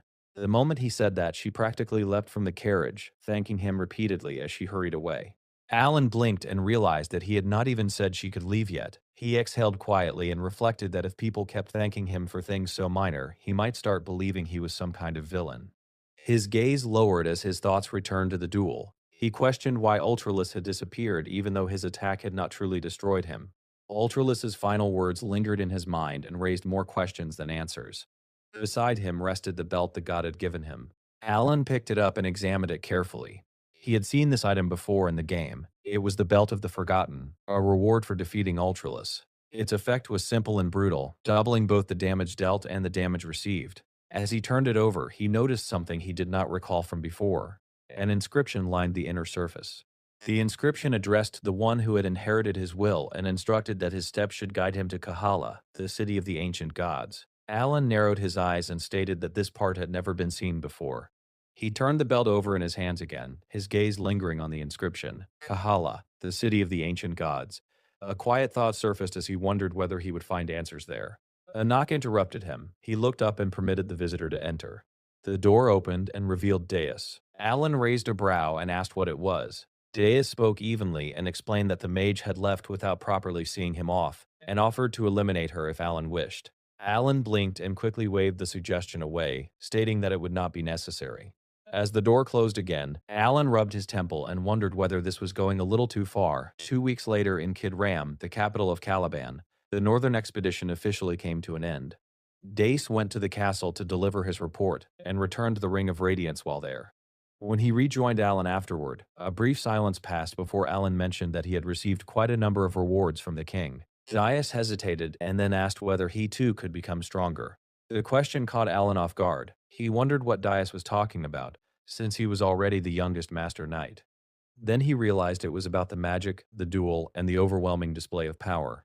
He understood that it had impressed Deus. Aloud, he explained that even without divine descent or the incarnation of the five sins, their generation's natural talent was exceptional. He stated that Dice excelled with the sword and that strength would come in time. He met Dice's eyes and assured him that if he kept working, he would reach whatever height he aimed for. To Alan, that was simply a fact. Dice looked surprised by the certainty in his voice. Alan reflected that Dace had been born with that gift. A faint trace of envy passed through him as he acknowledged that Dace was already tremendously powerful and simply did not fully recognize it yet. Alan eventually stated that he should be going. Before he could leave, Dace quietly asked why Alan always requested favors instead of giving him orders. Alan paused and responded by asking why he would order someone from his own family. Dace stood still, caught off guard by that answer. Without another word, Alan departed. Inside his carriage, Alan leaned back against the seat and wondered whether Deus had thought his sponsorship came with hidden intentions. He exhaled and acknowledged that he wanted to prevent the descent of the five sins. However, the money he had spent and the support he had given had not been a calculated investment alone. He admitted quietly that he had done it because he wanted to. Then he frowned slightly and questioned what the point was of raising a kid like that. That evening, in his own quarters, Dice sat alone. The gifts Alan had given him rested on the table nearby. He reflected that he had initially followed Alan because he felt indebted, yet Alan kept doing more for him. He raised his hand and attempted to replicate the gesture he had seen during the duel, and invoked Silent Front. Nothing happened. He lowered his arm and let out a quiet breath, wishing that he could use magic the way Alan did. Then he remembered Alan's words about family. The thought settled warmly in his chest. For the first time that night, Jace allowed himself a small and contented smile. Nearly a month passed before Alan finally returned to the estate of Count Patio. By the time his carriage rolled through the gates, almost 3 months had gone by since his last visit home. The journey had been long and exhausting. Dust from the roads clung to his cloak, and fatigue weighed heavily on his body. When he reached the door to his room, Alan paused for a moment. It was his office. More specifically, it was the place where his responsibilities as a noble gathered into a physical form. Papers were stacked everywhere. For a brief moment, Alan simply stared. It almost felt as if the paperwork itself had been waiting for him. "Welcome back, Count. Now please finish everything you've been avoiding." Alan quietly stepped backward and gently closed the door. Then he turned around and began walking away without hesitation. "I must have opened the wrong door," he said calmly. After a long pause, he rubbed his face and released a tired sigh. "Right, who am I trying to fool?" With the reluctant acceptance of a man marching toward his own execution, Alan turned around and walked back to the office. After all, this was the unavoidable fate of a noble who had been away from his duties for too long. When Alan pushed the door open again, the towering stacks of documents greeted him once more. This time he didn't retreat. Instead, he walked inside, pulled out the chair, and sat down at the desk. The work began immediately. One hand moved across the paper signing documents with quick practice strokes. The other hand pressed a seal stamp down again and again. He stamped another document and muttered under his breath, "Fine. Once I finish all of this, I'm taking a vacation. No interruptions, no emergencies, even if the kingdom collapses. When exactly do I get to enjoy a peaceful life as a noble?" The towering stacks had finally disappeared. With the responsibilities cleared, Alan decided it was time to reward himself. For the next week, he declared a personal vacation. And this time, he intended to enjoy every moment of it. His days followed a simple rhythm. He woke up late in the morning instead of before sunrise. In the evenings, he treated himself to perfectly cooked steaks, savoring each bite without thinking about politics, responsibilities, or magical disasters. The quiet routine brought him a surprising amount of happiness. For Alan, this simple lifestyle felt more satisfying than any powerful spell he had ever mastered. Yet despite the peaceful atmosphere of his vacation, his mind refused to completely relax. Because he understood something important. The world had already changed. Otherworldly beings had appeared once before. Remembering that chaos made Alan feel strangely relieved about the current situation. Even during his vacation, he quietly gathered information whenever he could. He muttered, "Normally, Alan preferred investigating matters personally rather than relying on organizations like the Information Guild. He trusted his own judgment far more than secondhand reports. But this time there was a complication. The location of the ancient divine city known as Kahara had not yet been discovered. Alan folded his arms and sank into thought. If his memories from the game Psychedelia were accurate, the hidden city should be discovered sometime during the current year. In the original storyline, Kahara had been found exactly 3 years before the protagonist left his village. And by coincidence, or perhaps by fate, this year happened to match that exact point in time. So all I have to do is wait, Alan murmured quietly. Just as that thought settled in his mind, the door to his office suddenly opened. Evan stepped inside. Almost immediately, he frowned and rubbed his arms as if trying to warm himself. "My lord," Evan said cautiously, "is it just me, or is it unusually cold in here?" Alan blinked in confusion. Only then did he glance down toward the floor. At some point during his magical research, he had unconsciously drawn an ice-based magic circle beneath his desk. The runic lines glowed faintly, quietly releasing waves of chilling energy that were spreading across the room. The temperature had dropped so low that frost was beginning to form along the furniture. In other words, Alan had accidentally turned his office into something resembling a storage cellar. Evan stared at the frozen floor, clearly unsure how to respond. After a moment, he cleared his throat. "My lord, there's actually something more important I came to report." Alan raised an eyebrow. "What is it?" Evan hesitated for a moment before delivering the news. "A hidden city has been discovered in the colony." For a brief second, the room became completely silent. Alan froze. His eyes widened slightly. "What did you say?" The timing was almost suspiciously perfect. Only moments earlier, he had been thinking about Kahara, and now news had arrived about a newly discovered hidden city. It felt as if the world had somehow overheard his thoughts. Meanwhile, far away from Alan's estate, a meeting of the organization known as Blue Moon had just begun.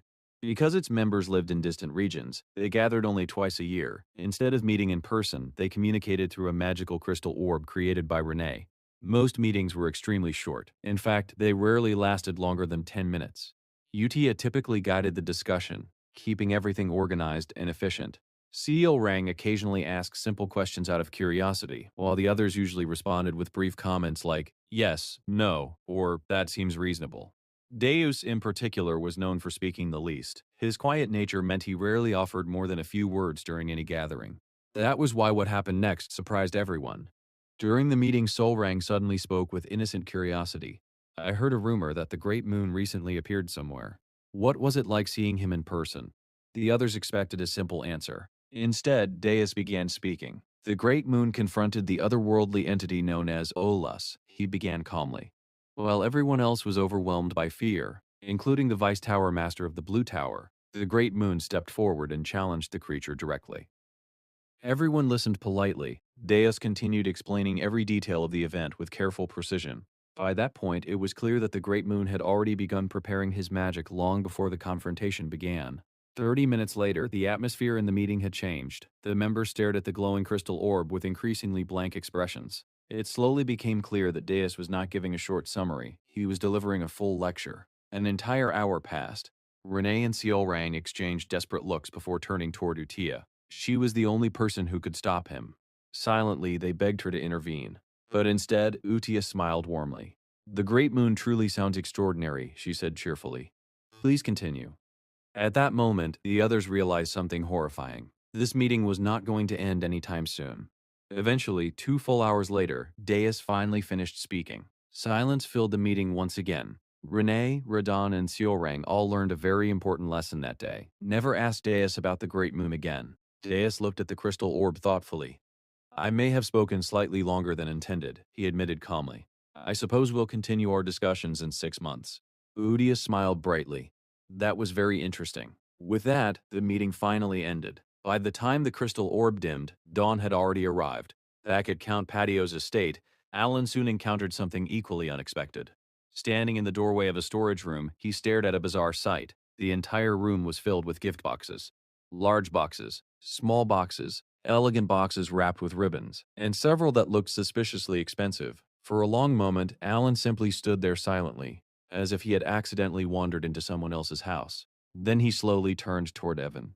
"Evan, Would you mind explaining what exactly I'm looking at? Evan stepped forward and opened one of the boxes. The moment he saw the contents, his eyes widened. My lord, this artifact came from the deepest levels of the Albury ruins. He carefully lifted the item out. To be honest, this single piece could probably buy an entire mansion. Alan blinked. He then opened another box and pulled out a golden cup, decorated with intricate patterns. It was clearly worth a fortune. In his other hand, he held several letters that had arrived along with the gifts. He began reading the names written at the bottom. His expression slowly shifted into a frown. I've never heard of any of these nobles, Alan muttered. The letters themselves were filled with extravagant compliments and polite greetings. If people were generous enough to send gifts, refusing them would only be rude. To Alan, the situation felt simple. Someone had sent friendly presents. Accepting them seemed like the most natural response. A week later, Evan returned once again. This time he carried several additional boxes. He carefully set them down beside the others, though his expression looked increasingly uncertain. My lord, Evan said slowly, glancing at the towering stack of gifts. It doesn't appear that they intend to stop. Alan stared at the growing pile with widened eyes. For a moment he remained silent, observing the boxes that now occupied nearly half the room. A month passed, and the gifts kept arriving. Even Alan eventually began to feel a little embarrassed by the sheer extravagance. While examining a particularly luxurious jewel box one afternoon, he sighed quietly. Maybe I should send back the more outrageous ones. By the beginning of summer, however, the stream of deliveries finally began to slow. Around the same time, the Grand Assembly was scheduled to take place in Teria, the capital of the Asteria Kingdom. Unfortunately for Alan, things didn't go smoothly. He arrived late. The result was a rather unusual sight within the royal palace corridors. Count Alan Patio was walking quickly through the hallway, his steps far faster than usual. Behind him, Evan struggled to keep up. We're almost there, my lord, Evan said. Alan said nothing. At the moment, he was far more concerned with avoiding attention than anything else. Being late to his first Grand Assembly was not exactly the kind of impression he wanted to make. Evan noticed his master's unusual speed and assumed the reason was simple. The Count must be in an enormous hurry. What Evan didn't notice immediately was something stranger. Several other nobles had begun walking behind Alan. They followed at a distance, quietly matching his pace. Eventually, Alan reached the enormous doors leading to the assembly hall. He pushed them open and stepped inside. The moment he crossed the threshold, he stopped. Right in the center of the hall stretched a wide-open space, completely empty. Alan blinked once, then sighed in relief. Oh, so I'm not late after all. Earlier, he had studied the seating arrangements for the assembly. The political factions were separated clearly. The royalists usually sat on the left side of the chamber. The aristocratic faction occupied the right.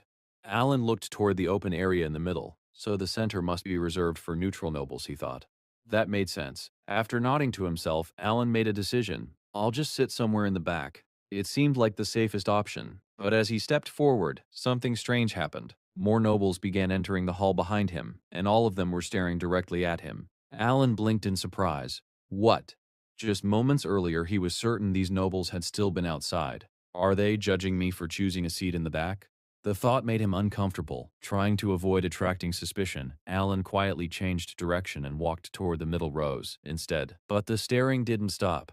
In fact, the expressions of the nobles seemed to grow even more shocked. Of course, the reason was completely different from what Alan imagined. In their minds, they were asking a different question. Why isn't he sitting in the front?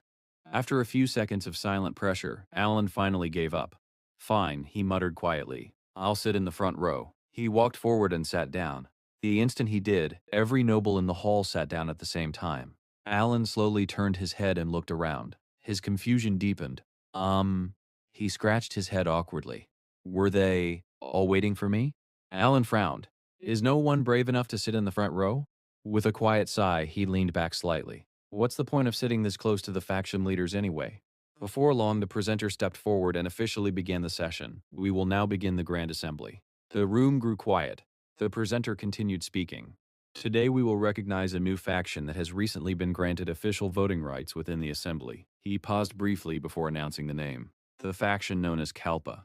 Alan blinked, but he didn't pay much attention. At that moment, he was mostly hoping the meeting would end as quickly as possible.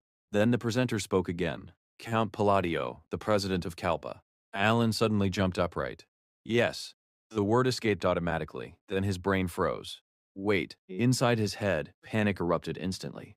What is Kalpa?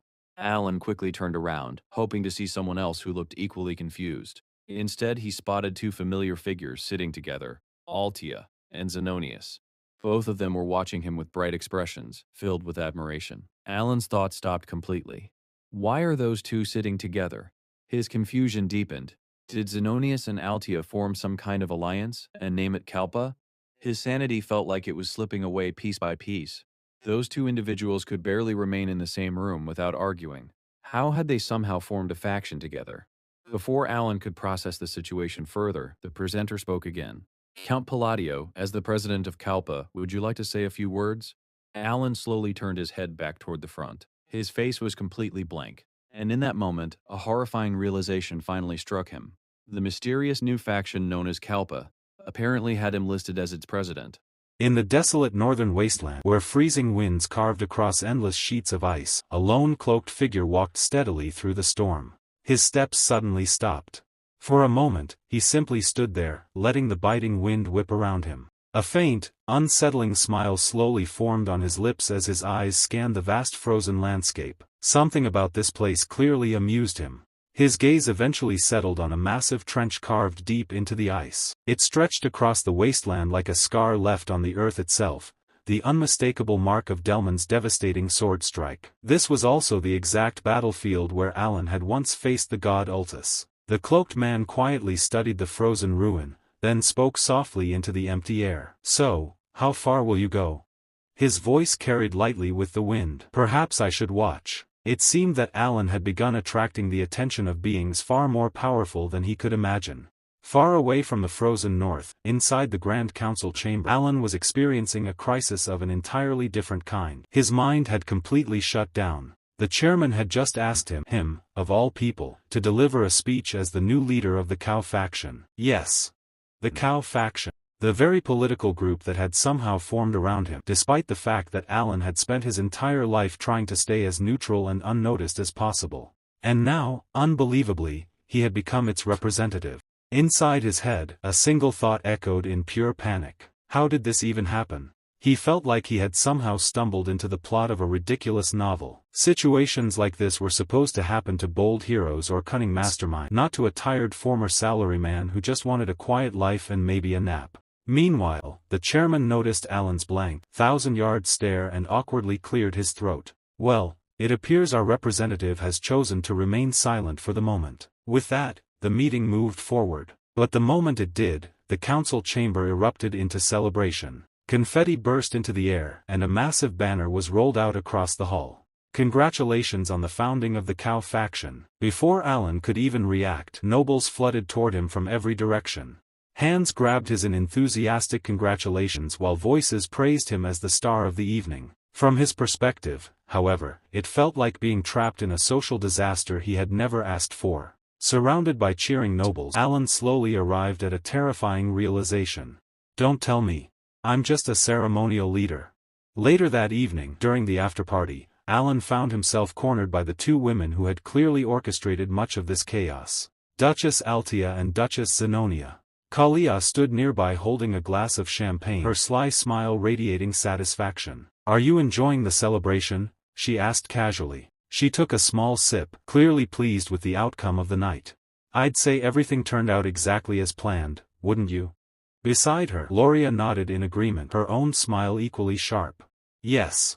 Everything unfolded exactly according to your wishes, Count Palazzo."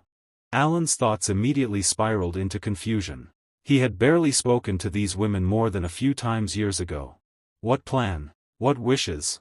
The room suddenly felt like it was spinning. His mind frantically searched for answers. Did I develop a split personality or something? Did some other version of me secretly organize an entire political takeover?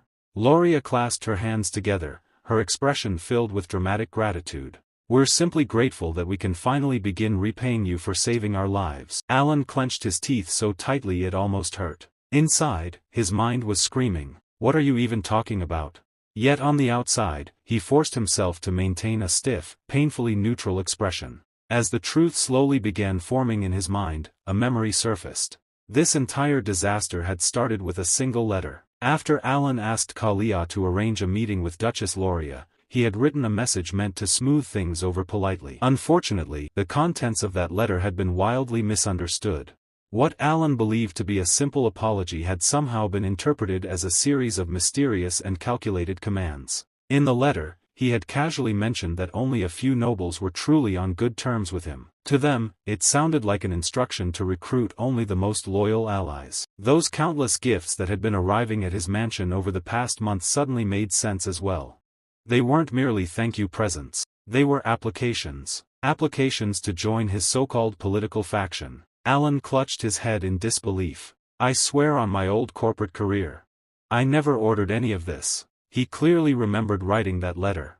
All he had meant to say was something simple. Sorry if my quiet and blunt personality made me seem cold. That was it. Just a polite apology. But his vague, corporate-style wording had been interpreted as something far more sinister. Thinking back, he now understood why some of the gift notes had sounded disturbingly intense. One even said, "Please take care of us, Count. We adore you." The memory alone nearly made him die of embarrassment. Sweat rolled down Alan's forehead as reality sank in. There was no easy way to clear up this misunderstanding, and from what he knew about the personalities of people like these duchesses, villains had a very specific way of reacting to betrayal. The moment the word misunderstanding crossed his mind, his imagination immediately ran wild. In his mental image, the room grew cold. Kalia's smile turned icy.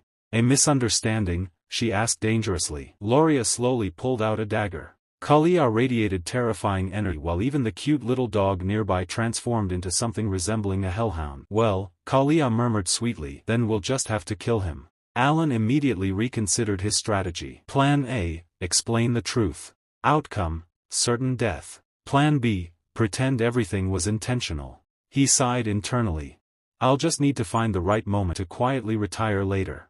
Besides, he had already accepted far too many gifts to back out now. Just then, Kalia's cheerful voice interrupted his thoughts. So, she asked with a sweet smile, what are you planning to do next?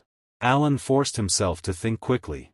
Since he had absolutely no understanding of politics, he decided the safest strategy was to say something that sounded impressive while revealing nothing at all. Putting on his most composed and mysterious expression, he spoke calmly. First, we should bring order to the underworld. The statement hung in the air. Both women blinked in visible surprise, clearly caught off guard by the boldness of his declaration. To them, it sounded like a decisive strategic move. To Alan, however, it was simply the first vague sentence that had come to mind. But now that he had said it, he realized something important. This was his chance to escape. Without giving them time to respond, he straightened his posture and added casually, I have other matters to attend to. I'll take my leave. Before either of them could ask another question, he turned and made a swift retreat. His calm stride quickly turned into something closer to a hurried power walk as he exited the hall. Outside, his carriage was already waiting. Evan stood nearby. The moment Alan climbed inside, he spoke with urgency. You delivered the letter, right? Evan looked at him in confusion. Yes. I did. But wasn't this supposed to be a party? You're leaving rather early. Alan immediately cut him off. Don't look back. Just head straight to Colony. Evan stared at him completely baffled, but he followed the order anyway. Meanwhile, back inside the celebration hall, Kalia watched Alan's sudden departure with a faint, amused smile. Just as expected, she murmured. He says only what's necessary and then disappears. Beside her, Loria looked thoughtful. It has been quite some time since we took full control of our districts, she said slowly. And now he speaks of unifying the underworld. Kalia's eyes gleamed with excitement. This is going to be interesting. Loria responded with a sharp, predatory smile. The two women lifted their glasses and clinked them together in a quiet toast. I'm very curious, Loria said softly, to see how far our new leader will take us. While Alan believed he had successfully escaped one problem, another threat was already moving through the darkness of the night. An assassin named Cygnus had found his target. From the shadows, he watched the carriage moving along the road. There you are. Count Palazzo. However, this mission would not be simple. Eliminating the target itself was not the real issue. The complication came from the powerful Master Knight who was rumored to be guarding him. His leader's advice echoed in his mind. Avoid creating unnecessary enemies. Even large rewards are not worth it. But Cygnus only smirked. I'm sure the leader would understand this particular job. His thoughts drifted back to when the contract had first been offered. The meeting had taken place inside the Carmine residence located south of the Ashkelon kingdom.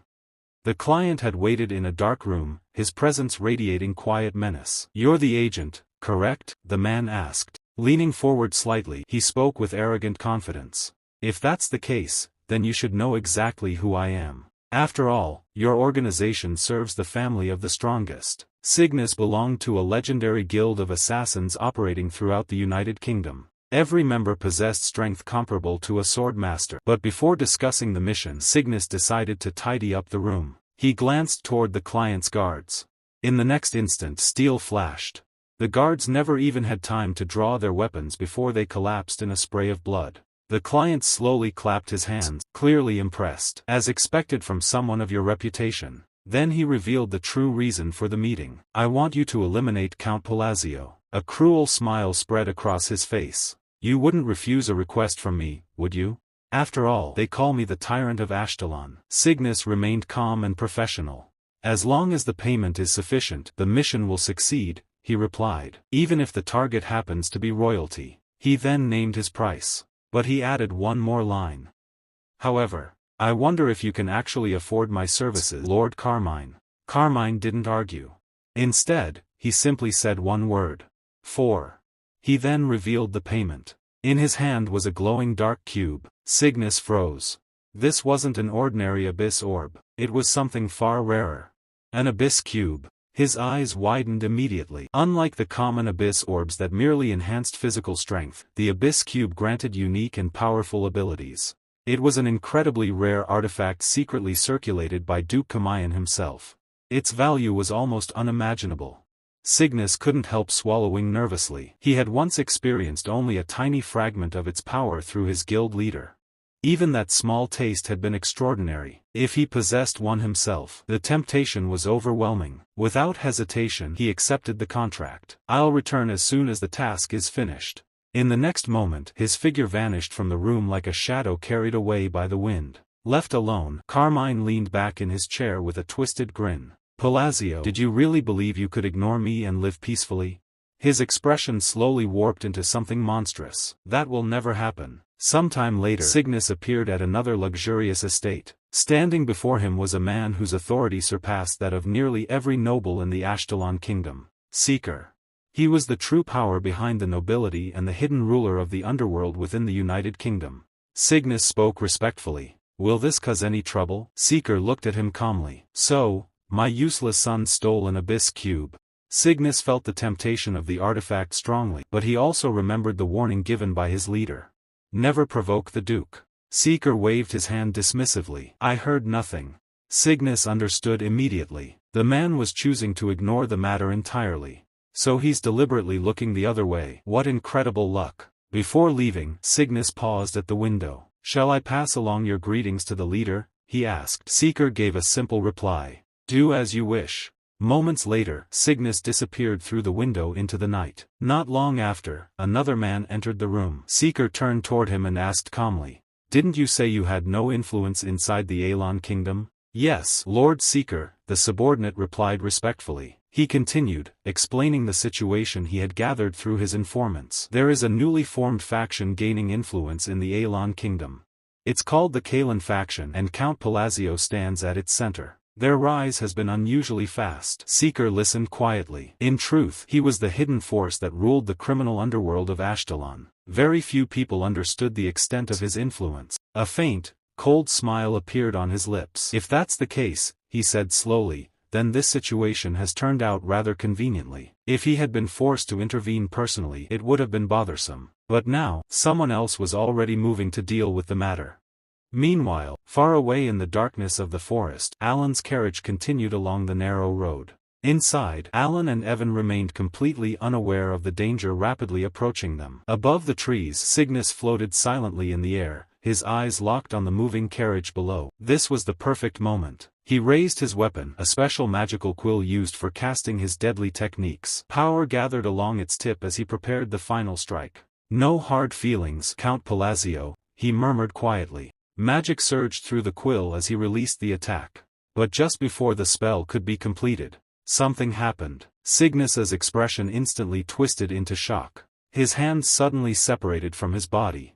For a brief moment, he didn't even understand what had happened. He had not been the attacker. He had become the target. A powerful force slammed into him from nowhere, sending his body crashing violently toward the ground. An instant later, a brilliant beam of energy struck the exact spot where he landed. The explosion tore apart the earth with a thunderous roar. High above, the full moon illuminated the scene like a silent witness. When the dust settled, Cygnus lay on the ground, completely broken. His body refused to move. He could only stare helplessly into the darkness. "Don't bother struggling," a quiet voice said. The words drifted out from the shadows. A figure slowly stepped forward into the pale moonlight. It was Elvian. His face carried a strangely cheerful smile that felt unsettling in the silence of the night. "You can't move anyway," he added casually. With a simple flick of his wrist, Elvian released his power. An invisible force tore through the air. Cygnus's body was ripped apart instantly, leaving no chance for resistance. The execution was swift and merciless. Elvian stretched his arms afterward as if he had just finished a minor task. "What a shame," he said lightly, his tone completely devoid of regret. In the distance, Alan's carriage continued traveling along the road, untouched by the chaos that had just occurred. Inside, Evan kept guiding the horses forward, completely unaware that a deadly assassin had just been eliminated moments earlier. Elvian walked over and picked up the fallen weapon, the magical quill that Cygnus had used. He examined it briefly. "If your target hadn't been the Count," he muttered softly, "you might have survived tonight." With a sharp snap, he broke the quill in half. Moments later, his figure disappeared into the moonlit night. Unbeknownst to Alan, his newly sponsored ward, Elvian, who in the original story was supposed to be the main protagonist, had already become something far more dangerous. A silent protector.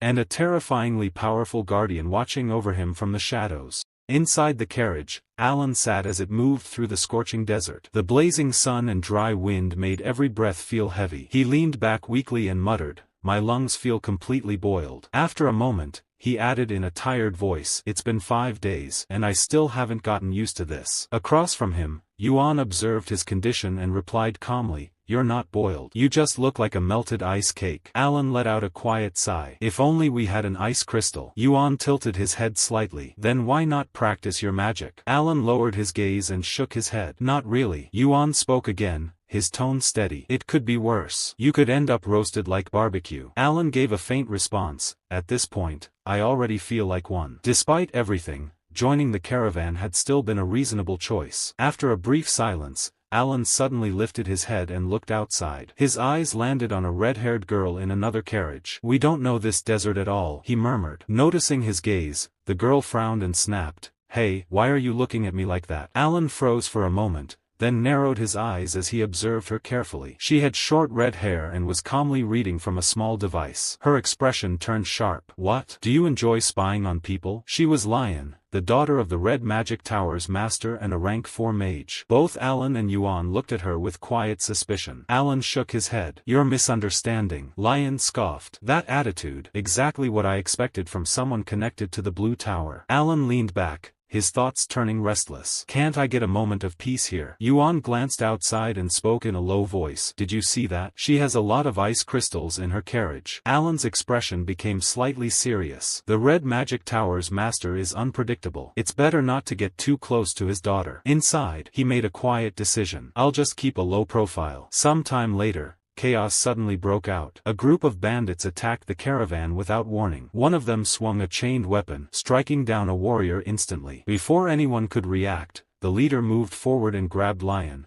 pressing a blade against her neck. "Everyone, listen carefully," the bandit leader said with a cold smile. "If you want to stay alive, cooperate quietly." The soldiers froze. One man trembled as he recognized something. "That symbol. These are the Bloody Scent bandits." Another spoke in shock. "They even captured Lady Lion before she could react." The leader chuckled and tightened his grip. "I heard the master's daughter was here. Looks like I found her." He leaned closer, his voice mocking. "Should I give you some special treatment, little girl?" Lion's body trembled and her breathing became uneven. "Who are you?" she managed to say. "I can't breathe." Suddenly, the atmosphere shifted. A chilling cold spread through the air, replacing the burning heat of the desert. Lion's eyes widened. "It's cold. I can breathe." Frost began to form across the ground, spreading rapidly. Not far away, Alan stood with a calm expression, quietly chanting. Lion looked toward him in shock. "Count, that's impossible." Alan completed the chant, his voice steady. "Snowy land." In an instant, snow covered the entire area. A sharp, freezing storm engulfed the battlefield, turning the desert into a land of ice. Alan briefly explained the condition of Lion,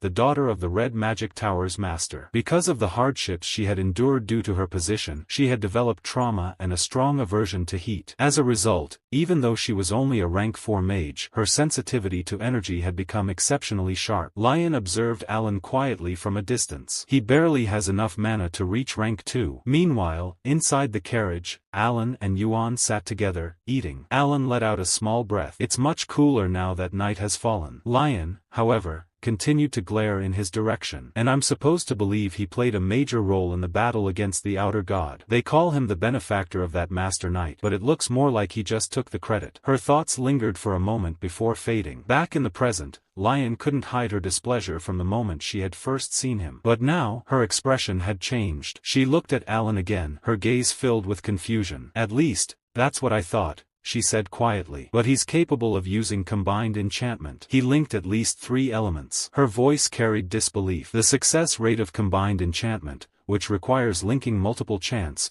decreases exponentially with each additional chant." She paused, her brows tightening. "And you need to be at least rank 5 to master that technique. So how?" Before she could finish, a bandit rushed forward, charging straight at Alan. Alan didn't move. He calmly began chanting, "One turn, freeze." In the next instant, the bandit's body was completely covered in ice. He froze solid, turning into a crystal-like figure. Alan raised his hand again and clapped once. "Demolish." The frozen body shattered instantly, breaking into countless pieces. A cold silence fell over the battlefield. Alan stood there, his expression calm and distant, his presence overwhelming. "These bandits usually scatter once their leader is eliminated," he said coldly. "I'll give you one chance. Get lost." The remaining bandits trembled in fear. "Run." In an instant, they turned and fled for their lives. Lion watched everything in disbelief. "So the rumors were true," she whispered. "He really is that strong against the outer god." Some time later, the atmosphere had completely changed. 2 men approached Alan respectfully, offering him food and wine. "What do you think?" one of them asked with a smile. "The wine pairs well with the meal." Alan calmly tasted it, finding it surprisingly good. Another man bowed his head deeply. "I owe you my life. This is nothing compared to what you did. You are my benefactor." Nearby, 2 pupils also bowed in respect. Alan nodded slightly. Fortunately, everything went according to plan. Reducing the contrast penalty was the right decision. Behind him, Yuan continued eating without much care. Alan then explained further, his tone thoughtful. "The snowy land spell was something I designed during my vacation. It combined space magic, freezing magic, and maintenance magic." He continued, "Even though it only turns the surrounding area into a temporary frozen zone, it works effectively under the right conditions." His thoughts drifted briefly to past experiences. "When magic is used near the gate of death, the output decreases. The same happens when facing entities with overwhelming power." He narrowed his eyes slightly. "When I fought against a god-level entity, my magic was heavily suppressed. Against something like the great god Douglas Ultra, most spells would be ineffective." After a short pause, he added, "This method allows me to limit the penalty to around 3 levels. Still," he frowned slightly. "Combining 3 chants within such a short time isn't efficient. I need to refine it further." His gaze shifted to the belt at his waist. "Thanks to this, my power has increased. Now, the only issue left is solving the penalty." At that moment, a voice suddenly called out, "Count." Alan looked up,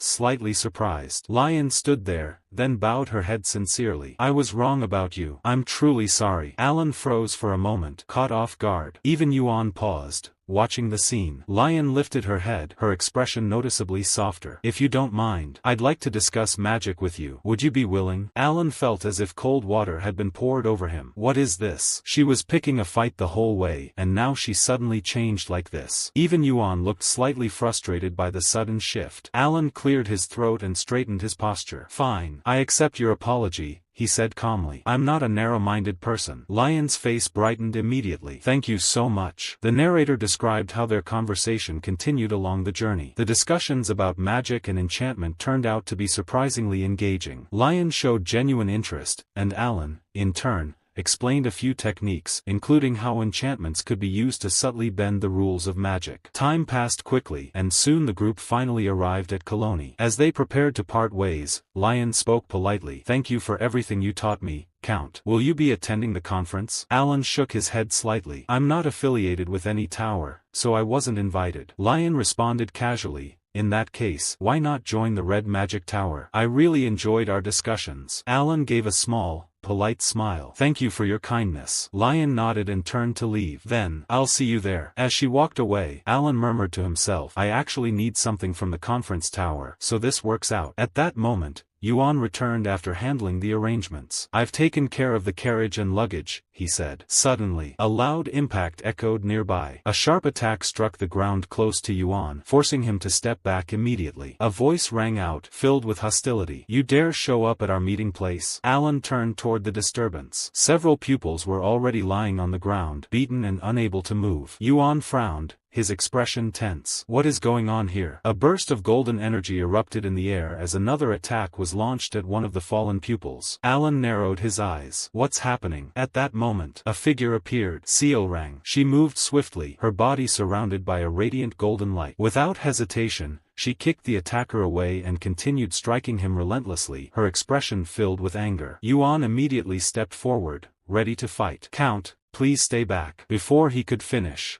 Rang suddenly dashed forward. In the very next moment, she rushed toward Alan, leaping onto him from behind. With a playful yet firm grip, she wrapped her arms around his shoulders and her legs around his waist, clinging to him as if she had no intention of letting go. "Hello, Godfather." Her voice was bright and cheerful, completely different from the fierce aura she had shown moments ago. Alan froze slightly. Rang. She beamed with excitement. "You should have told me you were coming. This place is full of troublesome people." Yuan stared in surprise. Rang. She winked playfully. "Don't worry, I already dealt with the ones who were targeting you." Rang, known as the Golden Flash, one of the 4 Babylons of Colony, now stood there acting like a cheerful child. She grabbed Alan's hand tightly, her excitement obvious. "I've been waiting for your arrival ever since I got your letter." Behind them, the surrounding people whispered in shock. "Is that really the Golden Flash? She's acting like that. Who is that man for her to treat him so kindly?" All eyes turned toward Alan, stunned by the scene. Rang, however, paid no attention to them. Smiling brightly, she held onto Alan's arm and began pulling him along. "Come on, I'll show you around." As she dragged him forward, Alan glanced back at the man she had attacked earlier. "She didn't actually kill him, did she?"